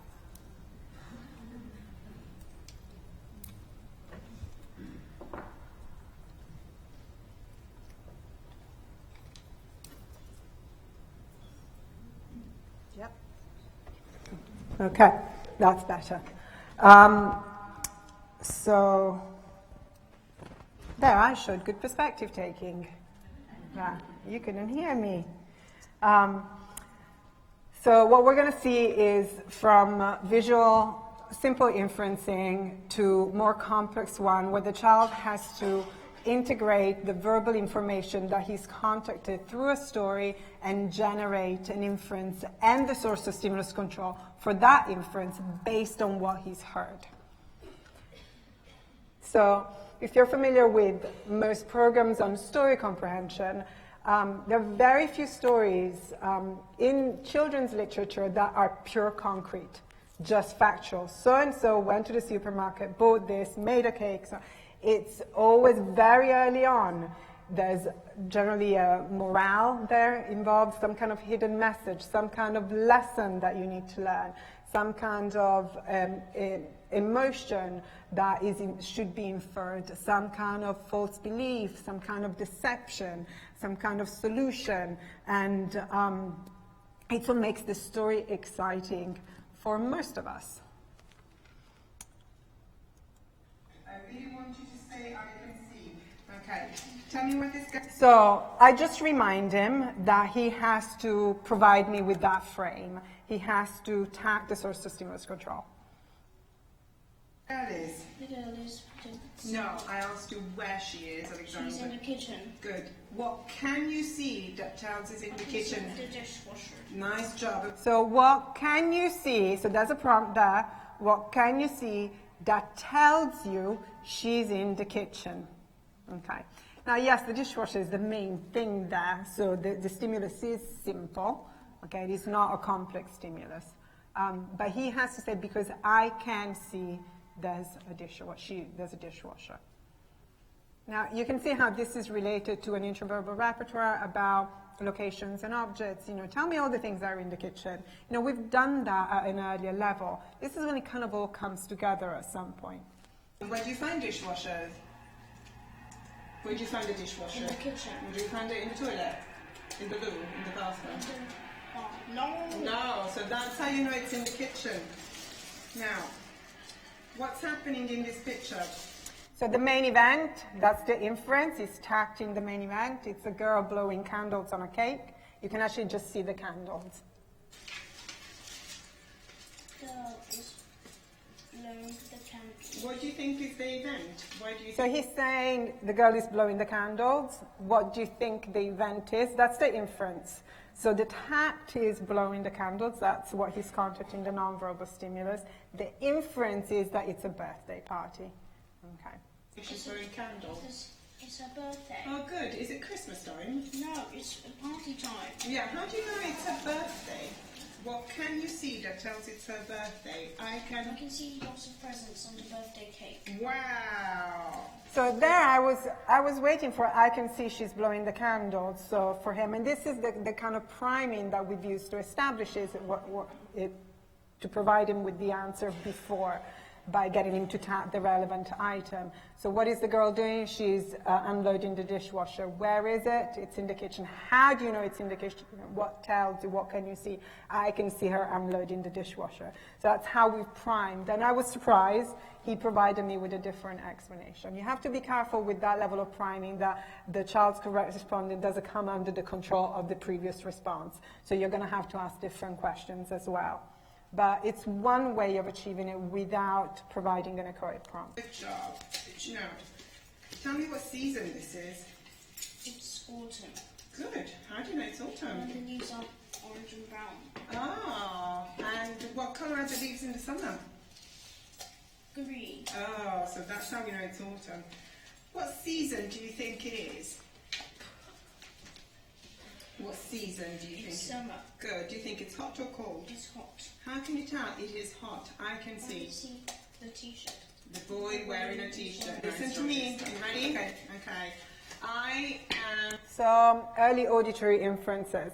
One way to generate, I've sort of been thinking about this because there's only so many I can generate. One way of generating auditory inferences is by just taking a picture and describing it without giving the sort of key information away. So it would be, I can see, I'm a girl and I've got a cake in front of me and some candles. What am I doing? What am I going to do? What kind of event is it? So that's one way that we can generate auditory stimulus, just by taking visual stimuli and describing them. You sure we didn't know? Okay. I have a pump in my hand and there is a house on fire. Who am I? The fireman. How do you know I'm a fireman? You've got a hose. Oh, I've got a hose, that's right, okay. Okay, so that's an early auditory inference, is just giving clues. It's a guessing game.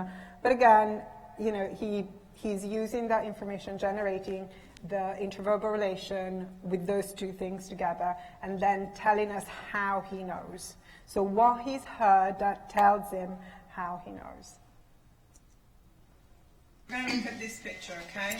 So we move on to more complex. So this is kind of a very early stage. It's essentially tacting, and then tacting whether what you're saying is under visual, auditory, stimulus control, and what particular information leads you to draw that inference. Now we're going to move on to slightly more complex skills. And some of you have asked me what books I was using for the little girl earlier. I have no idea, I'm sorry, I don't really know. But you can see the one I'm using here because it's right there. So sometimes there's a wealth of resources out there, mainly coming from the speech and language discipline, and they have a lot of really good visual stimuli. I generally use the visual stimuli and then devise the auditory accompaniment based on the sequence that I've presented. So I won't necessarily ask the same questions that are in the book. This one? This one. Yeah. Okay. What can you tell me about this picture?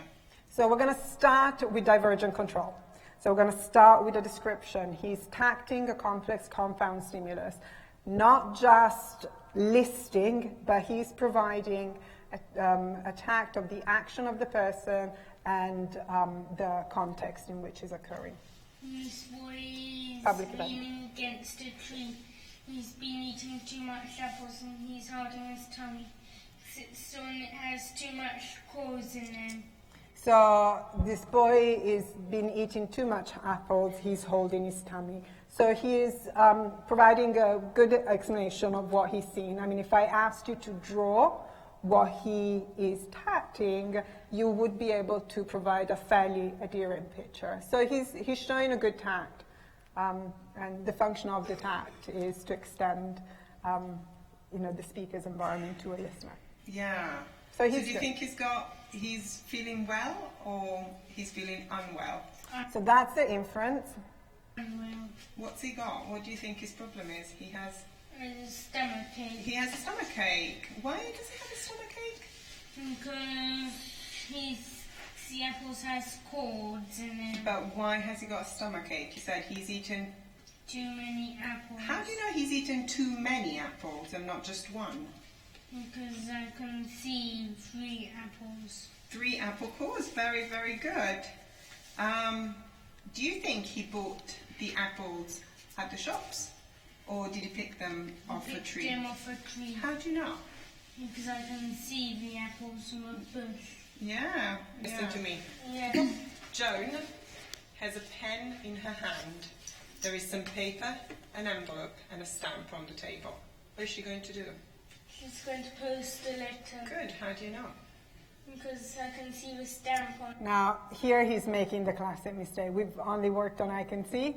We're starting to work on the auditory stimulus, and he's saying that. So we need to shape that. That's going to be a consistent problem for him.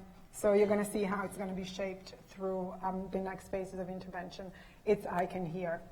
Because you heard that there's a stamp Heard that there was a stamp. on the table. On the table. That's right. What do you think she will write on the envelope? She might write their postcode on. Fantastic, So postmans Jamie. can know. I think it's this afternoon they collect the post. Okay. Is this a stim that you're doing? I think it's. Is this a stim? Is this one of your? Is it? It is an appropriate question now, but is it one of your stim questions? The Yes. postman. Okay. So do you want to save it in 10 minutes for your stim time? Okay, good for you. You need to listen to the story. I picked up a cup and went to the sink. I filled it full of water. How did I get the water? You turn the tap on. Very good. And was the tap in the garden or in the kitchen? It's in the kitchen. How do you know it was in the kitchen? Because I can see the sink. Because you heard that there was a sink. I heard that there was a sink. Fantastic. Okay. So he can report the actual information that leads him, so which words lead him, which events lead him to generate that tap, but he can't quite report the accurate source of stimulus control, which sense is responsible for that. So that's something that needs to be shaped. But as far as reporting what's responsible for certain inferences, he's getting that. Very, very good. Okay, a woman is sitting in a chair. A man, okay, listen. A man is behind her using a pair of scissors. What's happening? Where is the woman? The woman is. Listen. A woman is sitting in a chair. A man is behind her The woman using a sitting pair in of a chair. but there's a man behind her using a pair of scissors. Where is the woman? Sitting She's sitting in a chair, but where? So of course he's saying she's sitting in the chair. on the chair. Yeah. Where is she? She. So I'm going to give him some options. So I'm just going to try and increase the level of stimulus control. I won't give him the answer, but I'll give him some options. Do you think she's in the kitchen, she's at the hairdresser's, or she's in the garden? She's at the hairdresser's. Good. There's something you heard in my story that tells you she's at the hairdresser's. Hairdresser's cutting her hair. Yeah. So how do you know it's the hairdresser's? Jamie, how do you know it's the hairdresser's? Because I can. You heard Because I heard the woman there was a man cutting her hair. cutting behind her. Okay. What do you think? So you can see the kind of shaping process there. It's as much as possible not try and give the echoic prompt. So I've given him options that fit that story, and it just provides that little jump in stimulus control. so that he can engage in some level of joint control and provide that answer. But the explanation was a little bit more difficult for him, and we'll just have to continue to work at that level for quite some time. But over time, what we want to do is increase the complexity of the story so that the child will have to integrate more cues. Stimulus control is additive. The more you add to it, the more likely certain responses will occur. So we want to give just the right amount of cues for the child to provide the correct answer without giving it away. If I said, well, I'm an animal, I live in a house, and I bark, it's fairly easy. It's a dog. But if I gave fewer cues, then the child may engage in slightly more problem solving. So let's move on to more complex auditory inferences. Remember that the scope of all of this is for the child to learn to report the controlling variables. I think Marilyn. If we can turn off the audio, that'd be great.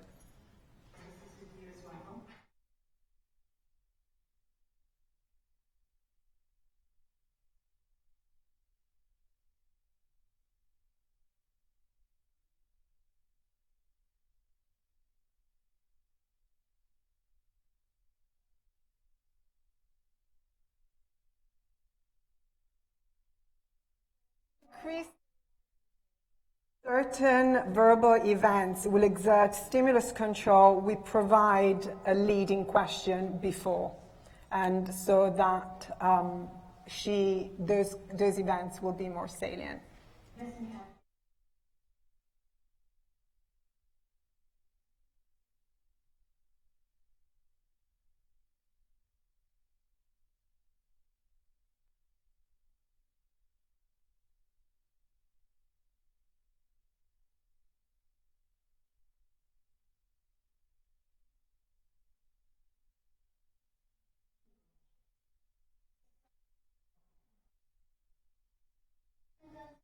Describing an event, but we're not saying exactly what's happening. So she's now going to report what she's learned about it. All the little girls.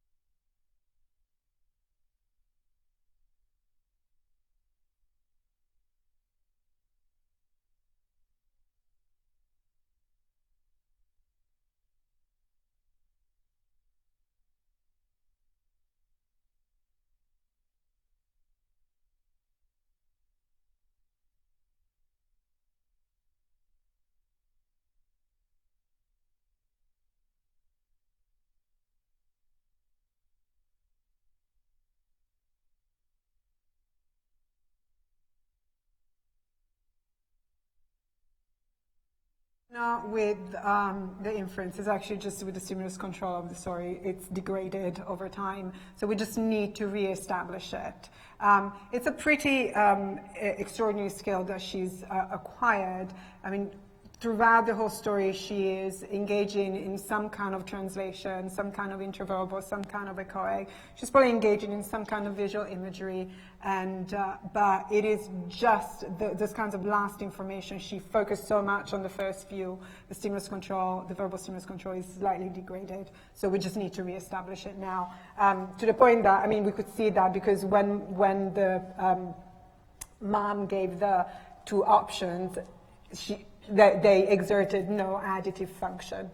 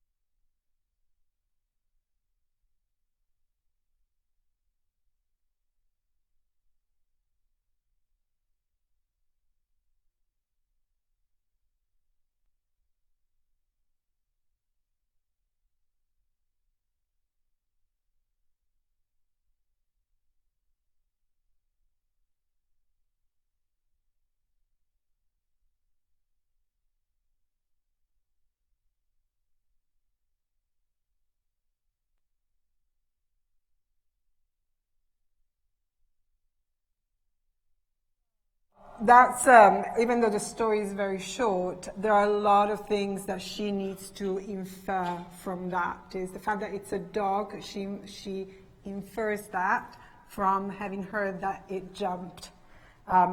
Lonely, that's how she then knows that the dog is alone. The snow will then lead her to tact winter. So again, all of this, what we've done is we would have presented similar stories visually, and then through tacting, then we would have then moved it on to auditory inferences.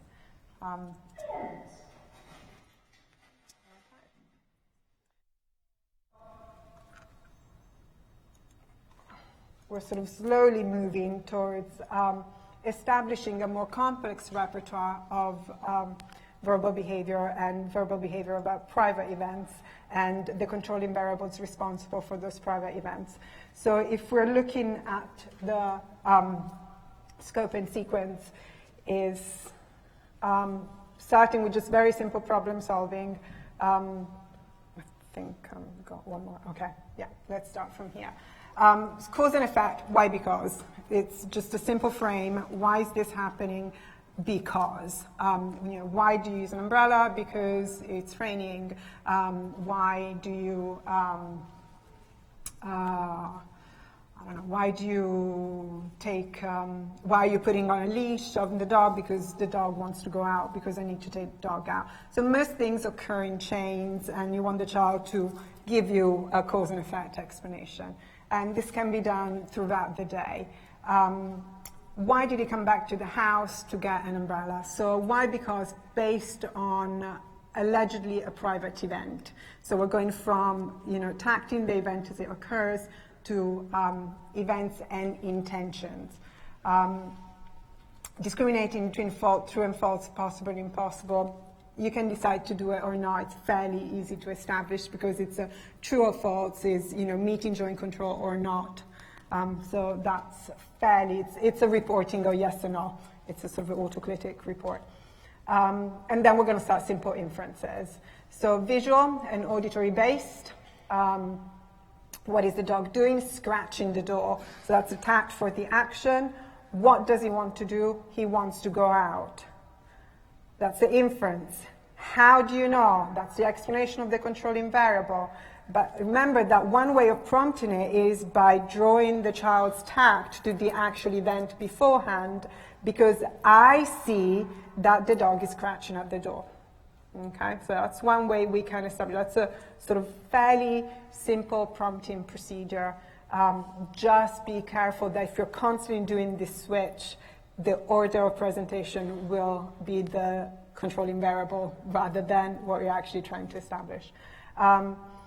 Simple inferences, interverbal. I have a hose in my hand. I'm looking at a house on fire. Who am I? Why do you say that? So most kids will tell you it's a fireman. Most kids won't tell you how they know that. And again, what you want to be able to do is generate new stimuli all the time. You don't want to repeat. Because again, you are not going to know whether the correct performance, what the stimulus control for that correct response performance is. And then we build on complexity. So we increase the complexity by having more inferences needing to be generated. When the whistle blew, the children jumped, and because I was close by, I got wet. Where are the children? That would be the inference question. What are they doing? How do you know? And that how do you know question is the crucial part. The tact or the interverbal relation based on integrating all these elements will occur in most kids at this level. It's the explanation of the controlling variables responsible for that process. And then we move on to private events. She held the register. This is where everything we've done previously on tacting private events, the emotions comes into play. So we're integrating everything. She held the register in her hand and was walking crossly in the corridor.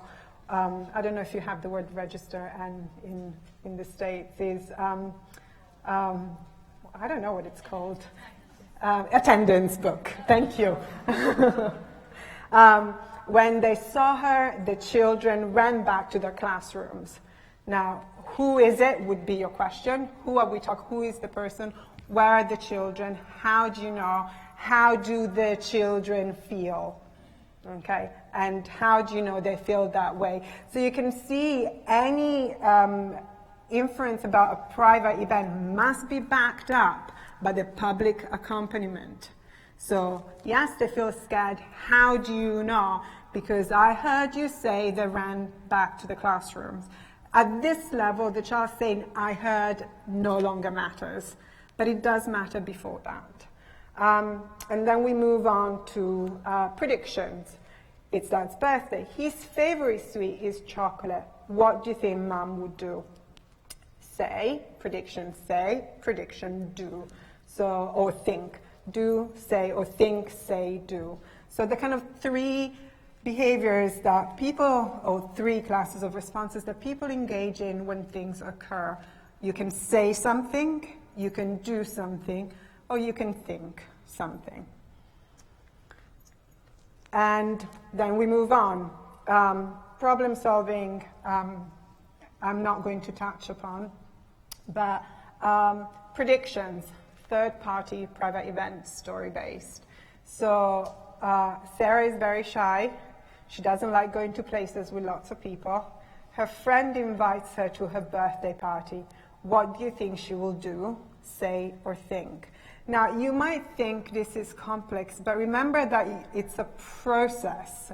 So your child has already gone through defining public events, defining private events, and that these two things go together, and that they can, once you are able to tag them, then you can predict that you can tag the future occurrence of someone else's behavior. Initially, those kinds of events will be very similar to those that our child has experienced, and then we will gradually move to what do you think, what does she think? But we have to have those controlling variables there. The controlling variables in this story, how do we know that Sarah might not go to the birthday party, might turn down, is based on Sarah being shy. So what does it mean? And so the child has that vocabulary. We've established it previously. And we move on to gradually what's then traditionally called perspective taking. And so we're going to move on to that. And here I've just put some stimuli for you that might just help you in devising your own stimuli or seeking resources. One of the difficulties at this level is the analysis is relatively complex, but once you understand it, the programmatic steps are relatively easy, provided you accept that we have to start with establishing the verbal behavior of public and private events in the first person, and then moving it to the third person, and that the child has to have a basic repertoire of pronouns. So there has to be some kind of structure that the difficulty is the resources, is finding the materials that match what you want to teach. At least that's been the problem for me. And so I've just been, whenever I find something really useful, then I'll just put it aside. And I built a fairly good library of resources based on the complexity of stimulus control. So one agent versus multiple agents, and stories, a lot of stories. So this is one example. It's a very old book. It's called, I think it's called Reading and Thinking. And it's 5 volumes. It's really, really old. It's out of print, but you might be able to find it in sort of second-hand book markets online. We can then bring it all together. And this is, again, a resource that a lot of people have used. It is American. It's called Think It, Say It. And it's a good resource because it has something like 200 pictures. And when you are trying to generate new stimuli, because if you've used one picture once, you cannot use it again, then it becomes important to have those kinds of stimuli. It's one of the kind of difficulty of this level of programming. So let's bring it all together. This is we now have, and you will see an illustration of this. But here we have an event with two people. The public event is similar, same, but the private event is different. And so what we want is for the child to provide a description, then provide an inference and explain the controlling variables for that inference. Provide a prediction of what might be said, what so-and-so might think, and what so-and-so might do. And an explanation as to why someone may have engaged in a particular behavior. Why does dad want to keep the cookies high? So, let's see where we go from here.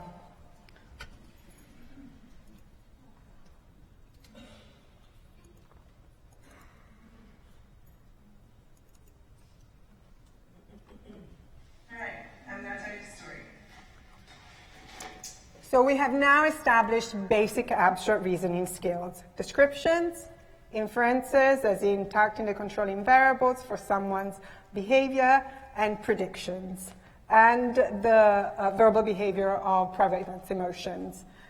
So he's going to put it all together, and then we're going to see how we're going to move on to more conventional perspective taking, the kinds of performances that conventionally define theory of mind tasks.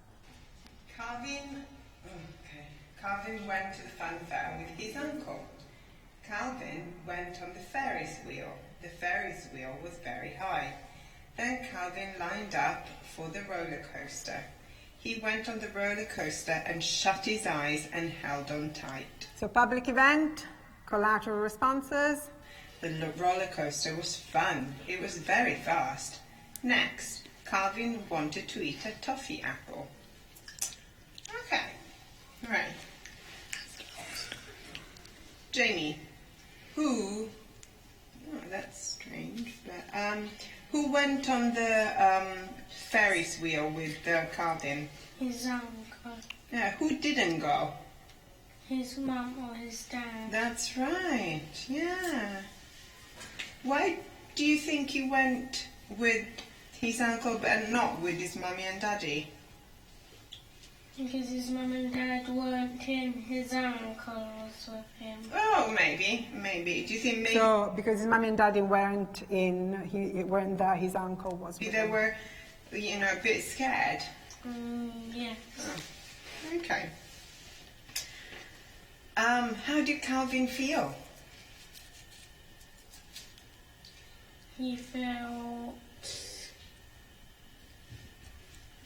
Calvin felt scared. Yeah, how do we know he felt Because scared? it went very fast. Yeah, but how do you know he felt scared? What did he do? He shut his eyes. And what else? So there he goes. He tags now the collateral response. He tagged the public event first, but then needed to tag the collateral response. What did he do? And he held on tight. Very tight. Well done, Jamie. And So I've chosen to show you this child and not the little girl because it would be too easy. The little girl would easily pass first and second order false belief tasks, still maintaining, though, the characteristic deficits of the diagnosis. So I've chosen him because he does need to learn it from scratch. So what you're going to see is how we can move to that. Don't be persuaded, okay? What the scope of doing this is that we can operationalize the procedures, we can establish it. It doesn't necessarily mean that the child then engages in the full range of perspective-taking skills required to really engage in kind of the kinds of social interactions that people without the diagnosis can. So, but what I want to do is illustrate a point. And the point is, if we can identify the controlling variables for those kinds of tasks that have seduced the field by providing this comprehensive theory of autism and the deficits of autism, then that's the analysis. And the analysis is in the procedures. Is if we can demonstrate change, then we have an analysis of the controlling variables. But don't be persuaded too much. So here we go. This is a false belief task baseline. Tell Paula to put this on top of the bed. Paula, can you put this on top of the bed, please? Okay. The top bed. Yeah. Okay. Now, Paula, can you go outside for a sec, please? Mm-hmm.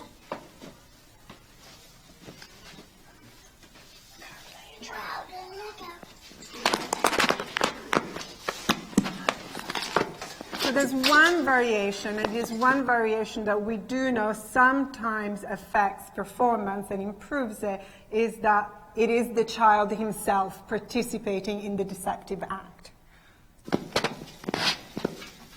Here he goes. Kisses his teddy first. We have to engage in all the bits of the routine.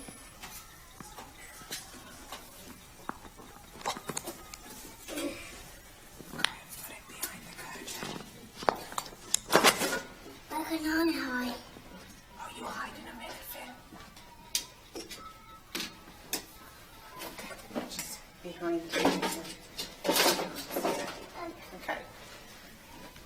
Paula, come back in. Okay. Where do you, Jamie? So what's the question I'm going to ask? What is the theory of mind question? Where will Paula look for her car? Okay. So let's see if he has a theory of mind. Where do you think Paula, just wait a sec, Paula will look for the car? Where is she going to look for the car? Behind the curtain. Are you sure? Behind the curtain. So that's it. Okay. So I would write fail. And clearly it doesn't have a meta representation of someone else's mind and how that belief guides behavior. I know I'm being sarcastic, but let's see what we need to do. Not so much, I mean, we could teach the task. It's a very simple way to do it. The child just needs to learn to switch answer. And it's fairly easy to teach. And that's actually what's been done throughout the literature with good results in terms of task performance, but poor generalization and maintenance. Maintenance, okay. Poor generalization to other situations. So the problem here is that he is not acting the source of stimulus control for Paula's behavior. He's not discriminating his own controlling variables from Paula's controlling variables. Seeing leads to knowing. Okay? So the first thing, if we accept this, the first thing he needs to learn is to tact. If someone can see or someone can't see, if someone can hear or someone can't hear in relation to himself. So let's have a look. So we're going to start with visual perspective thinking. Visual perspective is fairly simple. We're looking at one event. It's a common public event. But the way we're looking at it, depending on the position in which we are, we will be looking essentially at a different stimulus. So the first thing the child has to learn is that if I am looking at it, to me it will look like this, and to you it will look like that. So what we want to do is teach the child to discriminate between my own controlling variables and his own controlling variables. It is a discrimination. It is a tact discrimination at this level. What number is it to you? What number can you see? 6. What number can Fran see? 6.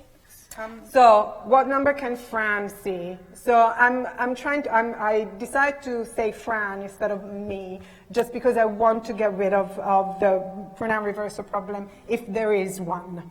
There isn't, so I will then switch it back to I versus you. But you can see he says 6. Okay, so he's tacting his own source of stimulus control. So I'm gonna get him to tact my perspective by actually physically making him take that. Round this my way. Come this way. What number can I see? What number? 9. 9. So what number is it to Fran? 9. Go back there. What number can Jamie see? 6. What number can Fran see? What number can Fran see 6. now? And so we're going to now change the public event. Jamie can see number 9. Now, Jamie, if you were Fran, what number would you see? 6. Very 9, well. 6. And if 6, 9, might as well, it's a sort of binary, might as well give both responses. I were you, what number would you see? 9. Well, if I were you, I would see 9. Yes, absolutely. It's me who's getting it wrong, not him. Okay, so I have the problem with pronoun reversal. I do apologize to him eventually. Right.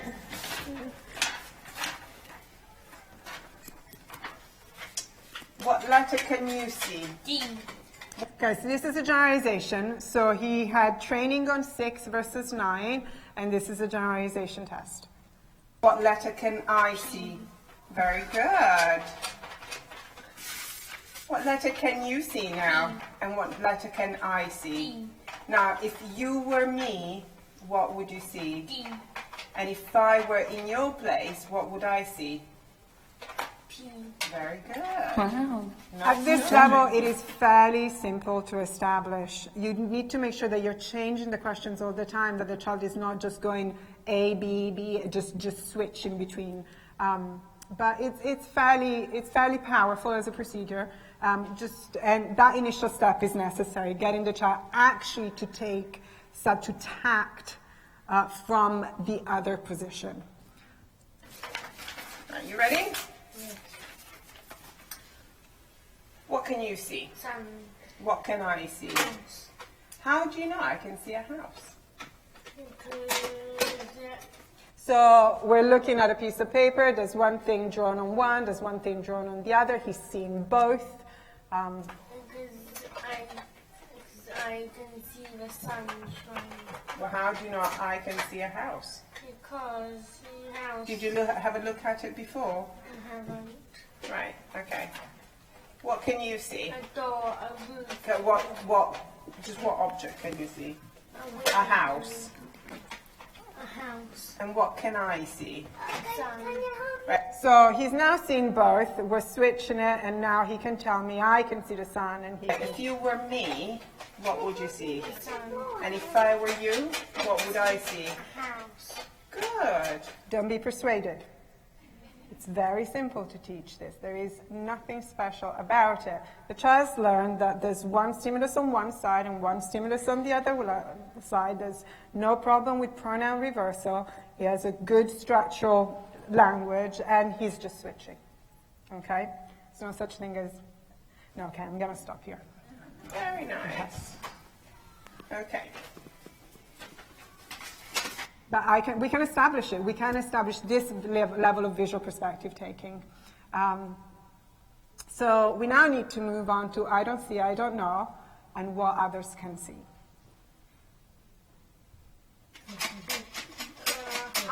What can I see? So at this point, he doesn't know. So I've drawn 2 new stimuli. He can see one. The other one I haven't shown. So now we have the I don't know. Why don't you know? Because I wasn't looking. Good. Come Because on. I wasn't looking. That's what he says. Now we have it. We have something that bit more closely resembles, because I can't contact that, I don't know what's there. Okay. The moon. Good. Do you know what I can see now? The moon. How do you know what I can see? Because I was looking. Because you looked. Very good. What would you see if you were on my side? The moon. So it's not this part that's the important part. It's what's happened before, okay? It's not the fact that you can answer, in a so-called frame of opposition, I versus you, here versus there, now versus then. It's the process, the kind of experiences that he had just before that. What would I see if I was on your side? Good. Very good. Can Mummy see what you can see? And this is a generalization to a third person. So you're seeing it as it's happening in real time. Good. Can Jemima see what you can see? Can Paula see what I can see? Yes. Can Paula see what I can see? She can. That's right. What can she see, though? Heart. Yes. And what can Mummy see? The moon. Very good. Right. What can Finley see? The heart. What can Sam see? The heart. What can Jemima see? The moon. Good. If Jemima was in Sam's place, what would she be able to see? The heart. Very good. Nice job. Again, there is nothing special about this last question. It is just, I wouldn't even call it perspective taking. I think it's just a language, kind of just verbal behavior. Nothing particularly special about it. Okay. So this is visual perspective taking, but the generalization part is the crucial part, is that once it's learned to tact, that what you can see leads to what you know, then he can then transfer it to a third person, provided that he's sort of worked on that sort of perspective taking positioning. So he's learned that to tact what people can see from different viewpoints, and it's visual, it's concrete. So let's move on to slightly more complex.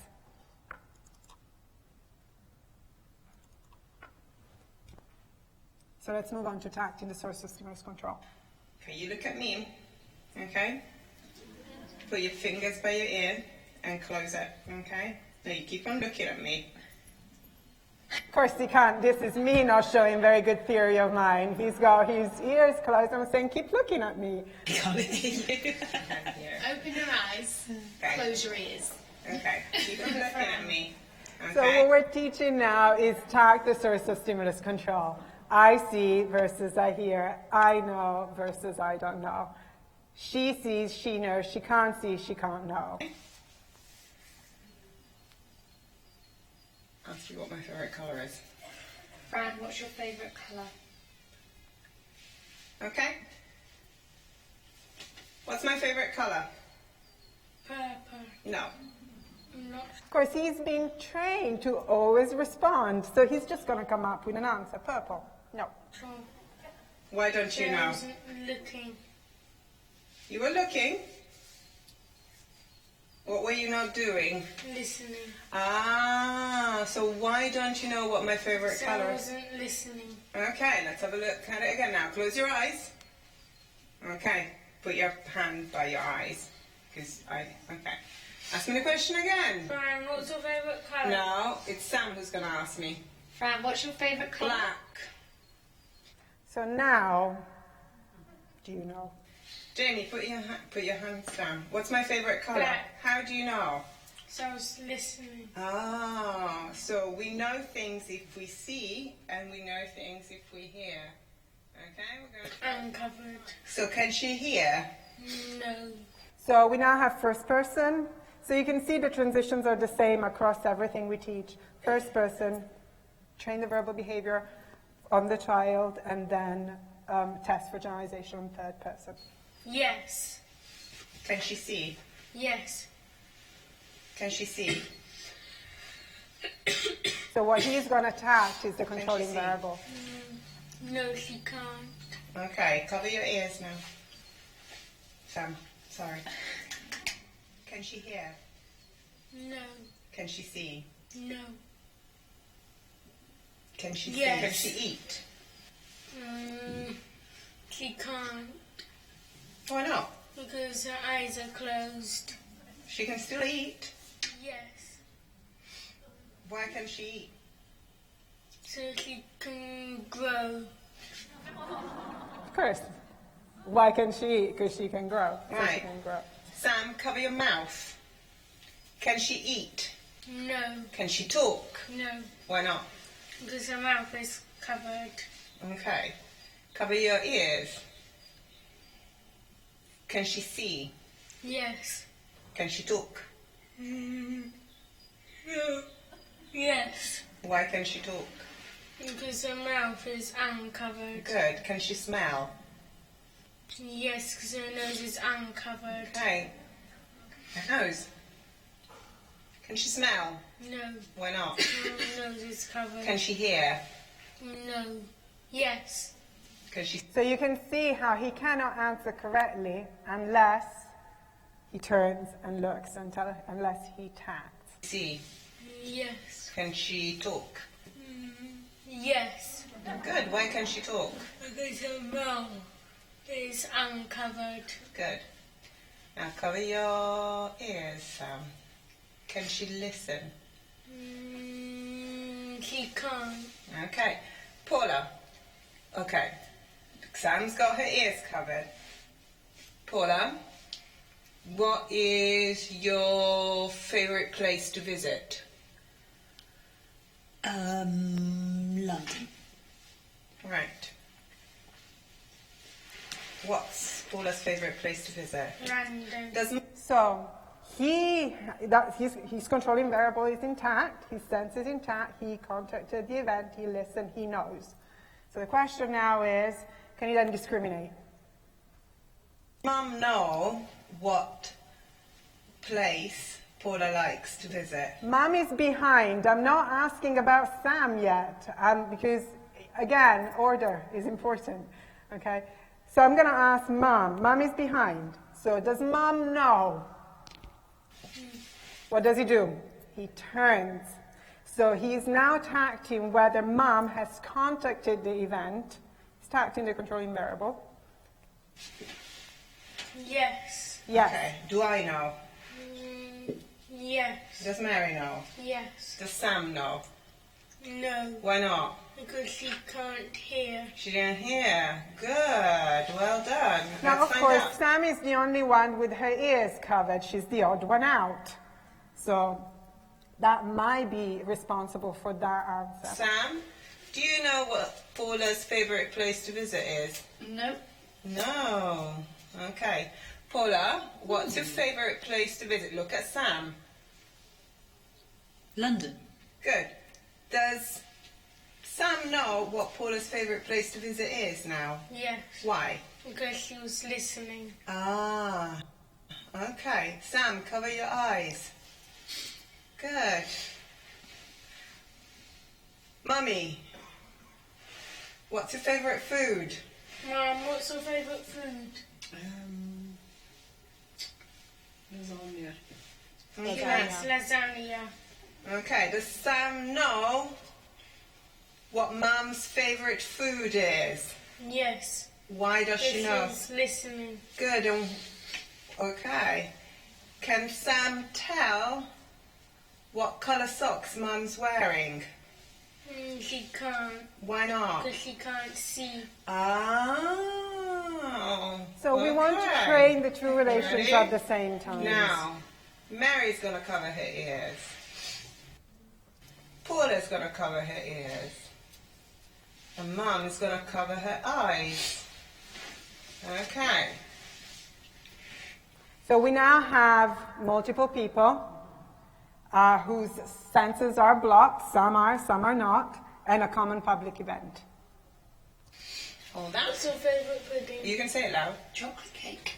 Okay? Chocolate cake. Okay.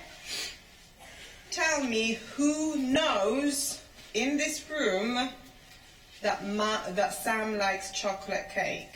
Because Mummy knows. Mummy knows because... She was listening. Yeah. Paula and Mary don't, 'cause they weren't listening. Do I know? Yes, 'cause Do your you know? ears were uncovered and you were listening. Right, good. Tell me, in this room, who doesn't know what Sam's holding in her hand? Yes. Tell me who doesn't know what Sam's holding in her hand. Look around. Mummy doesn't, Why not? because she's not looking. Good. What is she not going to be able to do? Okay, now he's directing. Okay, so tell her to cover her eyes. Sam, Dessler, can you cover your eyes? Right. Paula, Well- can you cover your ears, please? You know what? And I think Mummy needs to not be able to smell. So what should she do? What should she cover? Her nose. Oh, Mummy needs to cover her nose. Okay, Mummy's covering her nose. You ready? Yes. Okay. Right. Jamie, tell me what your favorite computer game is. Like doing maths games. Okay, is that your favorite thing to do on the computer? Yes. Okay, right. Who knows in this room what your favorite computer game is? Sam, Mary, And who else? and Mummy knows, excepting Paula. Do I know? And you do. Okay. Now, hold that for me. Who doesn't know what you're holding?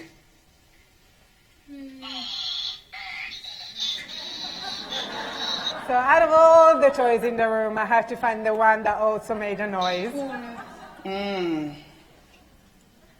Who doesn't know what you're holding?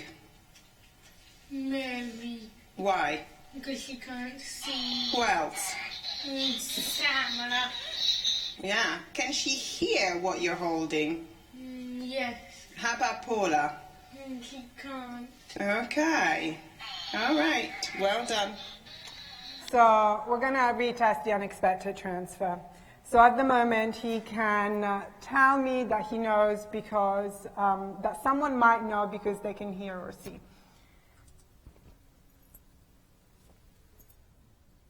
Second, please. I'm going. I'm totally confused. Could you ask me some questions? Why do I ask you some questions? Okay. He means STEMmy questions. So, and Where did Mary hide the car? On top of my pillow. Okay. Where did you hide it now? Behind here, a shelf on the top. Right. What will when Mary comes back in, where is she gonna look? On top of a bed. Why is she gonna look on top That's of the? where she last saw it. And did she see you? Why doesn't she know that you have hidden it there? She had to go outside. So did she see you change? No. No. Okay. All right. all right. So there you go. We can establish the performance. We didn't need to train to the test. It is a persuasive program as such, but does it actually mean that he has a theory of mind? Is it important that we say whether he has or not?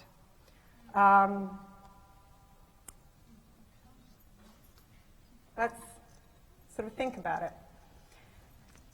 So let me move on.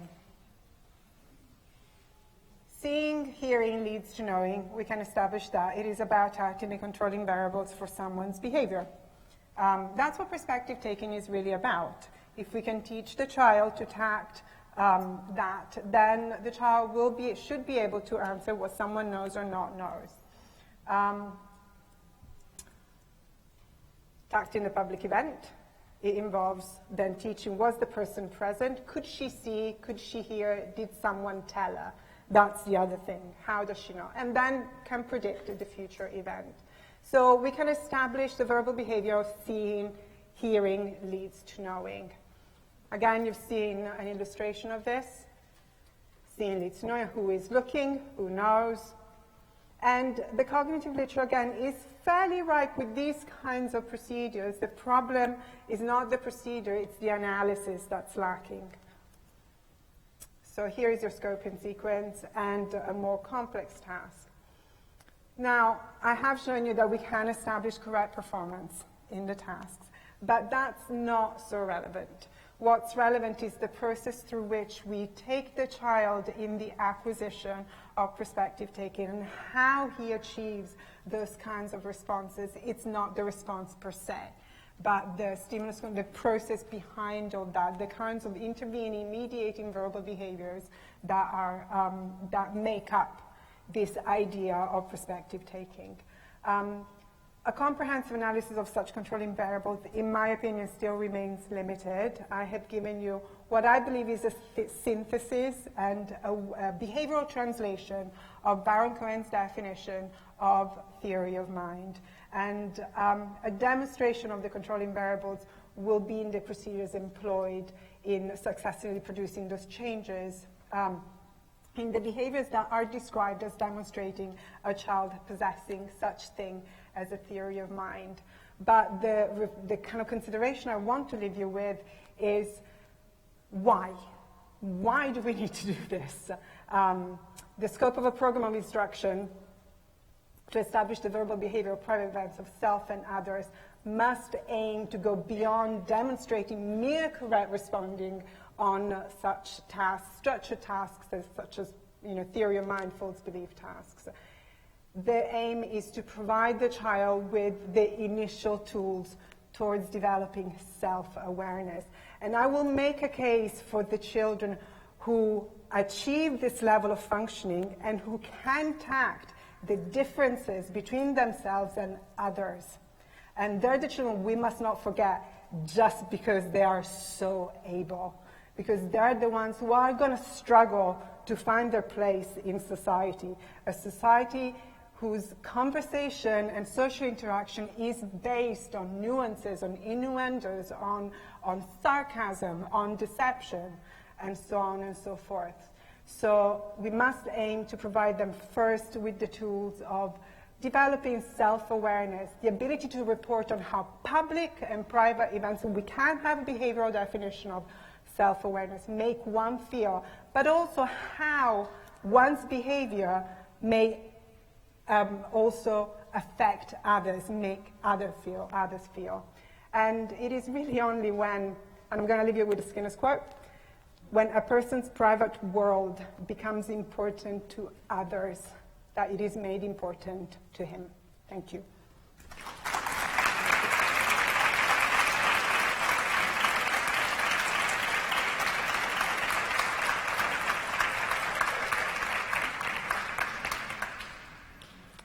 Okay.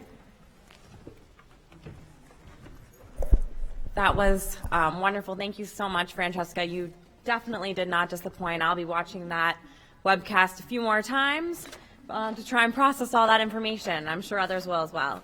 The code for this session is FED 133. That is session 34, and the code is FED 133. Please remember that there is that 20th anniversary panel that'll be in President's Hall 1, 2, and 3 directly following this, starting at 4:30. Thank you so much.